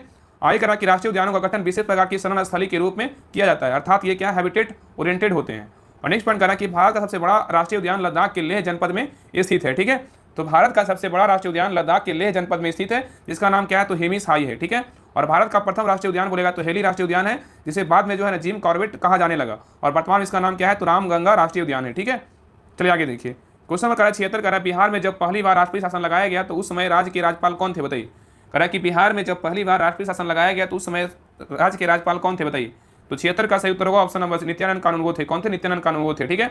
तो बिहार में जब पहली बार राष्ट्रीय शासन लगाया गया तब बिहार के राज्यपाल मतलब गवर्नर कौन थे, तो नित्यानंद कानूनगो एवं क्या है मुख्यमंत्री भोला प्रसाद शासित थे। देखिए क्वेश्चन जो है ना बिहार दरोगा 64 पोस्ट एग्जाम हुआ तो उसमें जो है ना पीटी मेंस में दोनों में क्वेश्चन पूछा हुआ था, ठीक है। चलिए आगे देखिए। आगे कह रहा है कि बिहार में पहली बार राष्ट्रीय शासन 29 जून 1968 को, देखिए ये भी क्वेश्चन बिहार दरोगा में आया हुआ है। तो बिहार में पहली बार राष्ट्रीय शासन 29 जून 1968 को लगाया गया, जो 26 जनवरी 1969 तक जारी रहा, ठीक है। आगे कह रहा है बिहार में प्रथम राष्ट्रपति शासन के दौरान बिहार के राज्यपाल कौन थे, नित्यानंद कानूनगो थे, जो छठे राज्यपाल थे, ठीक है। नेक्स्ट कह रहा है कि जब बिहार में राष्ट्रीय शासन लागू हुआ तब भारत के राष्ट्रपति डॉक्टर जाकिर हुसैन एवं प्रधानमंत्री कौन थी, इंदिरा गांधी थी, ठीक है। और नेक्स्ट कह रहा है यदि कोई राज्य सरकार जानबूझकर संविधान के निर्देशों का उल्लंघन करे अथवा राज्य में ऐसी स्थितियां खड़ी हो जाए तो जहां सरकार संविधान के रूप शासन नहीं चला पाए तो उस राज्य में जो है राष्ट्रीय शासन लगाया जा सकता है, ठीक है। आगे कह रहा है कि बिहार में राष्ट्रीय शासन अभी तक कुल जो है ना 8 बार लगाया गया है, ठीक है। तो बिहार में राष्ट्रीय शासन अभी तक कितने बार लगा है, तो 8 बार लगा है, ठीक है। और अंतिम बार राष्ट्रीय शासन सन 2005 में लगाया गया था, और इस समय राज्यपाल जो है ना बूटा सिंह, मुख्यमंत्री कौन थी, राबड़ी देवी थी, ठीक है।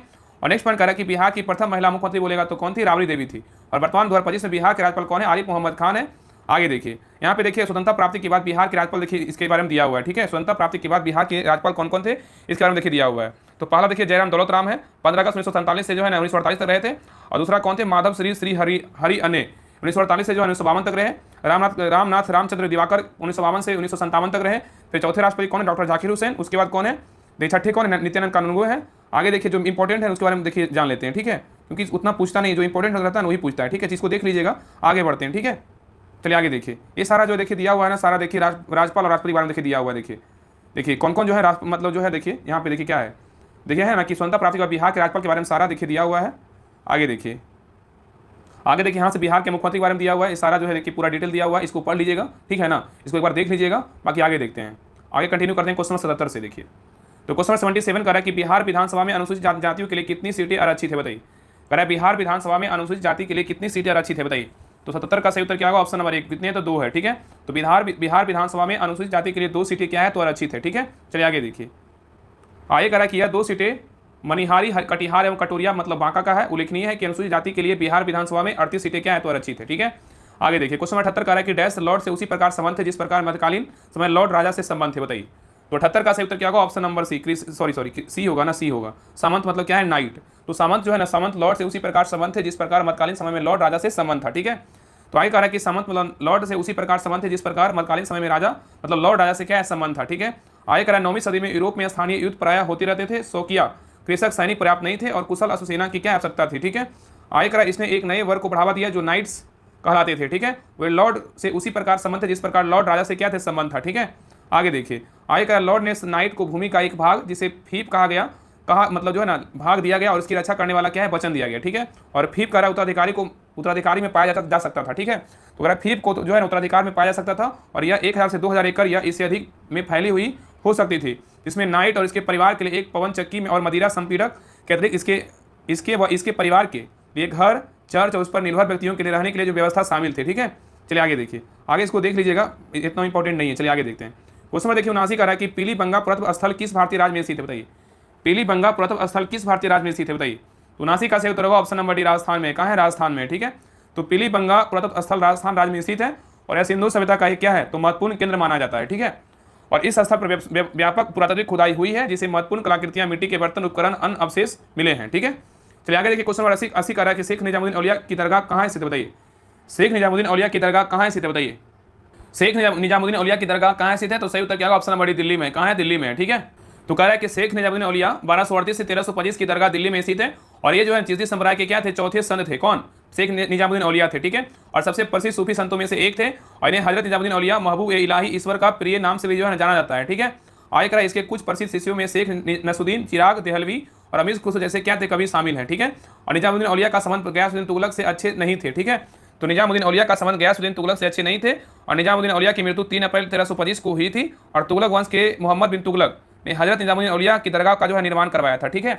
तो निजामुद्दीन औलिया की मृत्यु कब हुआ था? 3 अप्रैल 1325 को हुआ था और तुगलक वंश के मोहम्मद बिन तुगलक ने हजरत निजामुद्दीन औलिया की दरगाह का निर्माण करवाया था। तो क्वेश्चन नंबर देखिए 81 का रहा है, इसरो का मानव अंतरिक्ष उड़ान केंद्र किस शहर में स्थित है, बताइए।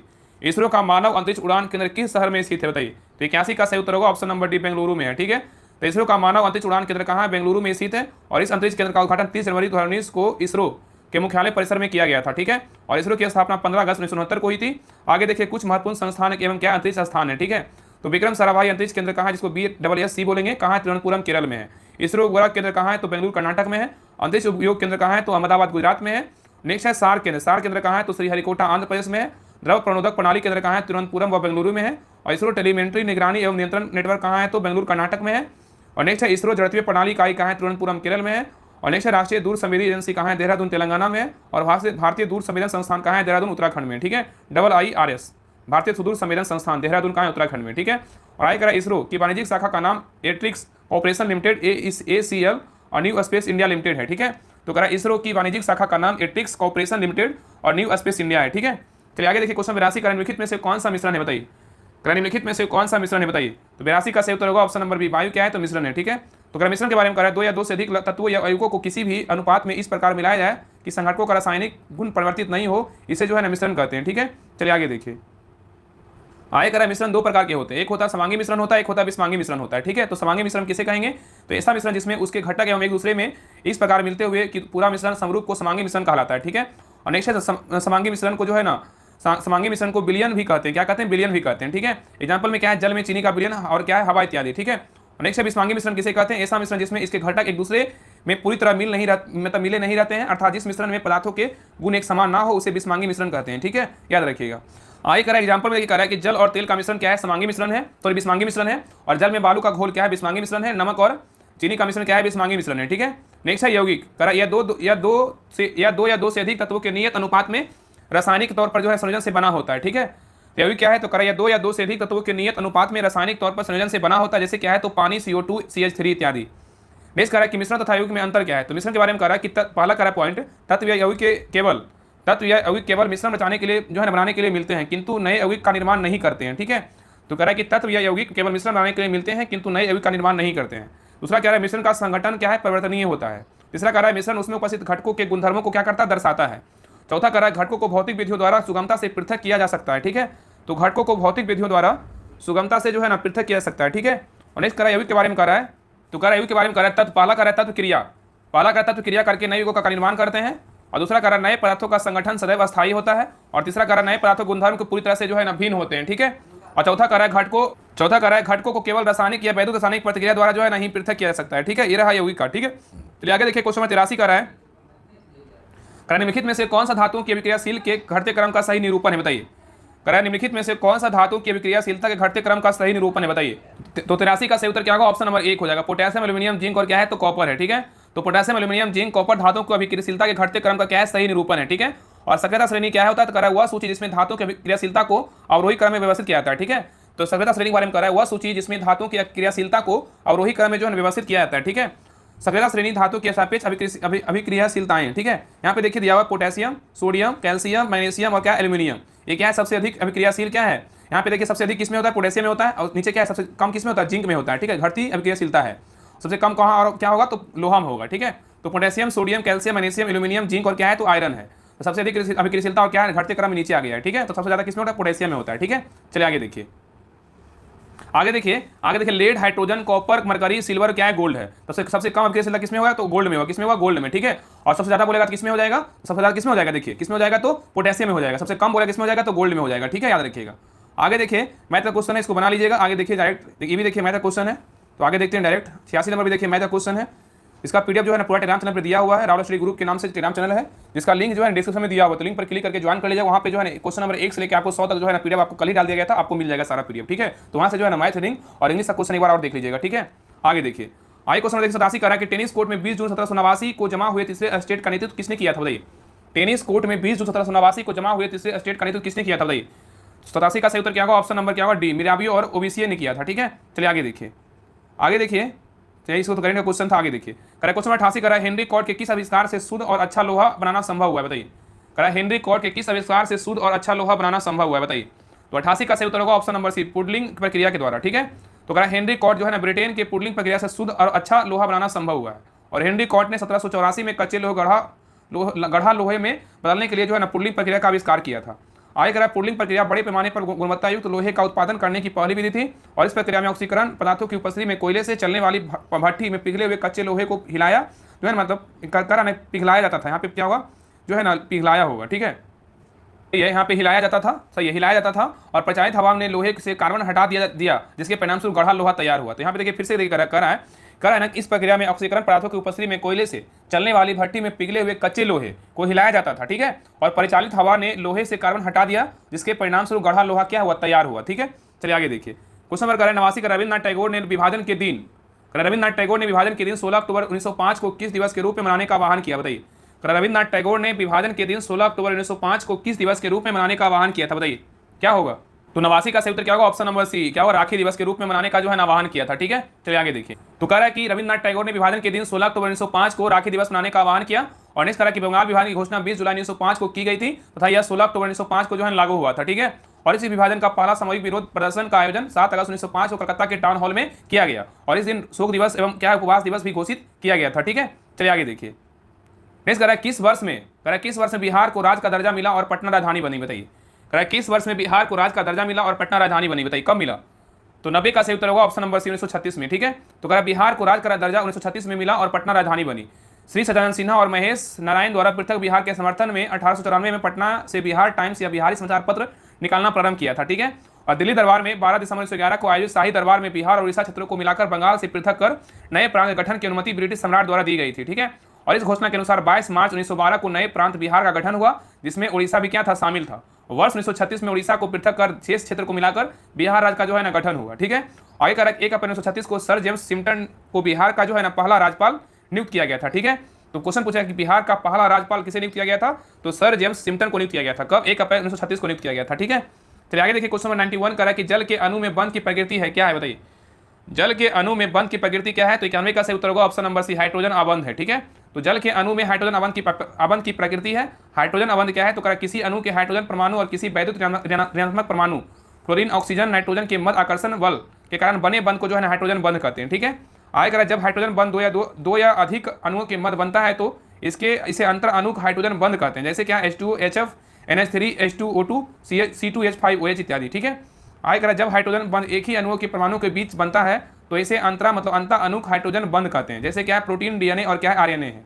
आगे कह रहा है हाइड्रोजन बंध एक कमजोर स्थिर वैद्युत आकर्षण बल है जो सहसंयोजक बंध से क्या है कमजोर होता है। ठीक है, तो हाइड्रोजन बंधन एक कमजोर स्थिर वैद्युत आकर्षण बल है जो सहसंयोजक बंधन से कमजोर होता है। ठीक है, चलिए आगे देखिए।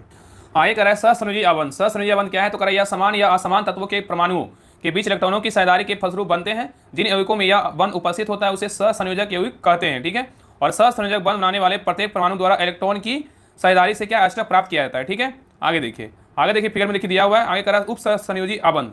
उप सहसंयोजी आबंध क्या है, तो करा जब परमाणु के मध्य साझे का इलेक्ट्रॉन युग्म केवल एक परमाणु के द्वारा प्राप्त हो, ऐसे बंध को जो है ना उप सहसंयोजक बंध कहते हैं। जैसे ammonia chloride NH4Cl, ammonium bromide NH4Br, nitric अम्ल क्या है तो HNO3 है, ठीक है, नाइट्रिक अम्ल क्या है HNO3 है। आगे देख रहा है आयनिक बंध। आयनिक बंध क्या है, तो कह रहा है जब बंध का निर्माण इलेक्ट्रॉन के हस्तांतरण द्वारा होता है उसे आयनिक बंध कहते हैं, ठीक है। आगे कह रहा है देखिए क्या Na प्लस क्या है Cl, क्या NaCl का निर्माण हुआ है ना। चलिए आगे देखिए, आगे कह रहा है आयनिक बंध में आयन आपस में मजबूत वैद्युत आकर्षण बल द्वारा जुड़े होते हैं, जिन्हें अलग करने के लिए अत्यधिक उष्मीय ऊर्जा की आवश्यकता होती है। अतः आयनिक बंध के क्वथनांक एवं गलनांक क्या होते हैं, उच्च होते हैं। नेक्स्ट कह रहा है कि C6H14 के लिए संरचनात्मक समयवों की संख्या क्या होगी, बताइए। C6H14 के लिए संरचनात्मक समावयवों की संख्या क्या होगी, तो 92 का सही उत्तर होगा ऑप्शन नंबर डी। कितना होगा, तो 5 होगा, ठीक है। तो कह रहा है कि C6H14 के लिए संरचनात्मक समावयवों की संख्या 5 होगी। असमावयवता क्या है, आइसोमेरिज्म कह रहा वे होगी जिनके आणविक सूत्र एक ही होते हैं, किंतु जिनके अणुओं में परमाणुओं की व्यवस्था भिन्न भिन्न होती है तथा भौतिक एवं रासायनिक गुण भिन्न भिन्न होते हैं, समावयवी मतलब आइसोमर कहलाते हैं। और ऐसी घटना समावयवता मतलब आइसोमेरिज्म कहलाती है, ठीक है। एग्जाम्पल में क्या है, नॉर्मल ब्यूटेन और आइसोब्यूटेन दोनों का आविष्कार आणविक सूत्र क्या है, C4H10 होता है। तो कह रहा है एग्जाम्पल में नॉर्मल ब्यूटेन और आइसोब्यूटेन दोनों का आणविक सूत्र क्या होता है, C4H10 होता है, ठीक है। आगे कह रहा है समवयवता का वर्गीकरण दो प्रमुख वर्गों में किया गया है। पहला क्या है, संरचनात्मक क्या है, समावयवता, ठीक है। और दूसरा क्या है, तो त्रिविमीय समावयता है, ठीक है। तो पहला है संरचनात्मक समावयता क्या है, तो कह रहा है कार्बनिक यौगिकों की संरचना में अंतर होने के कारण संरचनात्मक समावयता की घटना जो है ना पाई जाती है, ठीक है। और दूसरा है त्रिविमीय समावयता, ठीक है। तो कह रहा है कार्बनिक यौगिकों के अणुओं में उपस्थित परमाणु एवं मूलकों के अंतरिक्ष में विन्यास की विभिन्नता के कारण त्रिविमीय समावयता की घटना जो है ना पाई जाती है, ठीक है। चलिए क्वेश्चन नंबर 93 कह रहा है कि अल्फा कण क्या है, बताइए। अल्फा कण क्या है, बताइए अल्फा कण क्या है, तो सही उत्तर क्या होगा, ऑप्शन नंबर बी होगा, अनआयनित हीलियम परमाणु है। क्या है, तो अनआयनित हीलियम परमाणु है, ठीक है। चलिए आगे देखिए नेक्स्ट कर, एक मिनट इसका सही उत्तर डी होगा, सॉरी इसका जो है ना क्या होगा, डी होगा। ये अल्फा कण क्या है, द्विआवेशित हीलियम आयन है, द्विआवेशित हीलियम आयन है। क्या होगा, अल्फा कण क्या है, द्विआवेशित हीलियम आयन है, ठीक है। चलिए आगे देखिए, आगे कह रहा है कि अल्फा कण जो है ना, अल्फा कण क्या है, तो द्विआवेशित हीलियम आयन है। अल्फा कण किरणों के गुण, ये किरणें विद्युत क्षेत्र तथा चुंबकीय क्षेत्र में विक्षेपित हो जाती है, जिससे पता चलता है कि अल्फा किरणें धनावेशित कणों से मिलकर बनती है। आगे कह रहा है अल्फा कणों पर इलेक्ट्रॉन के आवेश दुगुना धनावेश जो है ना होता है, ठीक है। और तीसरा कह रहा है इसका द्रव्यमान हीलियम के परमाणु के द्रव्यमान के बराबर होता है, जिसे He2 द्वारा दर्शाया जाता है। और इन कण में 2 प्रोटॉन तथा 2 न्यूट्रॉन होते हैं। चौथा कह रहा है अल्फा किरण जब किसी गैस से होकर गुजरती है तो तीव्र आयनीकरण जो है ना करती है, ठीक है। और पांचवा कह रहा है अल्फा किरणें फोटोग्राफी प्लेट पर प्रभाव कर डालती है, ठीक है। और छठा कह रहा है अल्फा किरणों के कणों का चाल प्रकाश की चाल से काफी कम जो है ना 1/10 भाग होता है। और सातवां कह रहा है कि अल्फा कणों की बंधन क्षमता बहुत कम होता है। और आठवां कह रहा है धातु की पत्तियों से गुजरने पर इन कणों का प्रकीर्णन क्या होता है, प्रकीर्णन हो जाता है, ठीक है। नेक्स्ट कह रहा है गामा किरणें के गुण, गामा किरण के जो गुण है क्या क्या है, ठीक है। तो ये पहला कह रहा है गामा किरणें विद्युत चुम्बकीय तरंगे होती है। गामा किरणें जो है ना विद्युत चुम्बकीय तरंगे होती है। और दूसरा क्या है, ये किरणें प्रकाश की चाल से गमन करती है, कौन, गामा किरणें। और तीसरा क्या है, वेदन क्षमता बहुत अधिक होती है और ये बिना अवशोषित हुए लोहे की जो है ना 30 सेंटीमीटर मोटी चादर के पार निकल सकती है। और चौथा क्या है, गामा किरणें की उत्पत्ति एक नाभिकीय गुण है। और पांचवा, एक किरणें धातु पृष्ठ पर आपतित होकर फोटो इलेक्ट्रॉन उत्सर्जित करती है, ठीक है। नेक्स्ट है बीटा किरण के गुण क्या क्या है, तो पहला, एक किरणें प्राय ऋण आवेशित कणों से मिलकर बनती है, ठीक है। और दूसरा क्या है, एक किरणें फोटोग्राफी प्लेट को सबसे अधिक प्रभावित करती है। और तीसरा क्या है, बीटा किरणें तीव्र चाल से गतिशील इलेक्ट्रॉन और कमी पोलिस्ट्रॉनों के प्रवाह है, ठीक है। और चौथा क्या है, बीटा किरणें चुंबकीय तथा विद्युत क्षेत्र के में विक्षेपित हो जाती है, ठीक है। तो बीटा किरणें चुंबकीय तथा विद्युत क्षेत्र में क्या होती है, विक्षेपित हो जाती है। चलिए क्वेश्चन नंबर 94 पे करा हुआ फील्ड की तालिका टेबल में रिकॉर्ड्स को विशिष्ट रूप से पहचानती है, उसे कहा जाता है, क्या कहते हैं, बताइए। तो 94 का सही उत्तर क्या होगा, ऑप्शन नंबर 1 प्राइमरी कहते हैं। क्या कहते हैं, प्राइमरी कहते हैं, ठीक है। तो प्राइमरी की फील्ड की तालिका टेबल में रिकॉर्ड्स को विशिष्ट रूप से जो है ना पहचानती है, ठीक है। क्वेश्चन नंबर 95 पे कह रहा है कंप्यूटर से इनपुट प्रोसेसिंग व आउटपुट डिवाइसों को जोड़ने वाली कार्य जो है ना कौन करता है, बताइए। कंप्यूटर में इनपुट प्रोसेसिंग व आउटपुट डिवाइसों को जोड़ने वाले कार्य कौन करता है, बताइए, कौन करता है। तो 95 का सही उत्तर क्या होगा, ऑप्शन नंबर मदरबोर्ड होगा। क्या होगा, मदरबोर्ड होता है, ठीक है। चलिए आगे देखिए, कंप्यूटर में इनपुट प्रोसेसिंग व आउटपुट डिवाइसों को जोड़ने वाले कार्य क्या है, मदरबोर्ड करता है, ठीक है। क्वेश्चन नंबर 96 पे निम्नलिखित में से कौन सा एक भारत में वनों का प्रशासनिक वर्ग नहीं है, बताइए। निम्नलिखित में से कौन सा एक भारत में वनों का प्रशासनिक वर्ग नहीं है, बताइए, कौन नहीं है। तो 96 का सही उत्तर होगा ऑप्शन नंबर डी, अवकृत जो है ना वर्ण नहीं, अवगीकृत वर्ण नहीं है, ठीक है। संरक्षित वन है, राज वन है, आरक्षित वन है, ठीक है। तो कह रहा है कि अवगीकृत वन भारत में वनों का प्रशासनिक वर्ग नहीं है। राष्ट्रीय वन नीति का 1952, नेशनल फॉरेस्ट पॉलिसी 1952 के अनुसार भारतीय वनों के मुख्यतः 4 वर्गों में जो है वर्गीकृत किया गया है। पहला क्या है, संरक्षित वन, दूसरा क्या है, राष्ट्रीय वन, तीसरा क्या है, ग्राम वन या जो है राज्य वन, और चौथा क्या है, तो वृक्ष भूमि है, ठीक है। तो संरक्षित वन किसे बोलेंगे, पारिस्थितिकी तंत्र बनाए रखने हेतु क्या बोलते हैं, संरक्षित वन कहते हैं, ठीक है। और राष्ट्रीय वन किसे बोलेंगे, ऐसे वन जिसका उपयोग आर्थिक गतिविधियों में किया जा सके उसे क्या बोलेंगे, राष्ट्रीय वन बोलेंगे, ठीक है। और ग्रामीण क्षेत्र की जरूरतों की पूर्ति करने वाला वन को क्या बोलते हैं, तो ग्राम वन या राज वन बोलते हैं। और वृक्ष भूमि वन किसे बोलते हैं, इन वनों में जो है ना इन्हें वनों के बाहर वृक्ष या टॉप कहा जाता है, ठीक है। क्वेश्चन नंबर 97 पे कह रहा है कि भारतीय नौसेना एवं भारतीय वायुसेना में अप्रैल 2024 में शामिल मिसाइल का नाम क्या है, बताइए। करा कि भारतीय नौसेना एवं भारतीय वायुसेना में अप्रैल 2024 में शामिल मिसाइलों का नाम क्या है? तो 97 का सही उत्तर होगा ऑप्शन नंबर सी, रैमपेज है। क्या है? तो रैमपेज है। ठीक है, देखिए भारतीय नौसेना एवं भारतीय वायुसेना में अप्रैल 2024 में रैमपेज मिसाइल को जो है ना शामिल किया गया। ठीक है, और रैमपेज एक लंबी दूरी की हवा से सतह में मार करने वाली मिसाइल है जिसे इजराइल एरोस्पेस इंडस्ट्रीज और इजराइल मिलिट्री इंडस्ट्री सिस्टम द्वारा विकसित किया गया है। और कॉमिकेज मानव रहित विमान है, इसे आत्मघाती ड्रोन भी कहा जाता है जिसका निर्माण अमेरिकी द्वारा किया गया है। ठीक है, और हाल ही में अमेरिका ने यूक्रेन को इस ड्रोन को रूस के खिलाफ इस्तेमाल हेतु दिया है। ठीक है, चलिए क्वेश्चन नंबर 98 पे करा द कॉन्स्पिरेसी टू आउट्स मी फ्रॉम द प्रेसिडेंसी नामक पुस्तक के लेखक कौन है? बताइए। करेक्ट, द कॉन्स्पिरेसी टू आउट्स मी फ्रॉम द प्रेसिडेंसी नामक पुस्तक के लेखक कौन है? तो 98 का सही उत्तर होगा ऑप्शन नंबर डी। क्या है? गोटाबाय और राजपक्षे हैं। ठीक है, the conspiracy to out me from the presidency नामक पुस्तक के लेखक कौन है? गोटाबाय और राजपक्षे हैं। आगे देखिए, अन्य महत्वपूर्ण पुस्तक है, उसके क्या है? लेखक है। बेसिक स्ट्रक्चर एंड रिपब्लिक के लेखक कौन है? पी.एस. श्रीधरन पिल्लई हैं। एक समंदर मेरे अंदर डॉक्टर संजीव कुमार जोशी इसके लेखक हैं। Neeraj Chopra the man who made history के लेखक कौन है? नेरिस प्रीतम है। ठीक है, चलिए आगे देखिए। नेक्स्ट है artificial intelligence and natural security के लेखक कौन है? अमित सिन्हा एवं विजय शिवरम खरे हैं।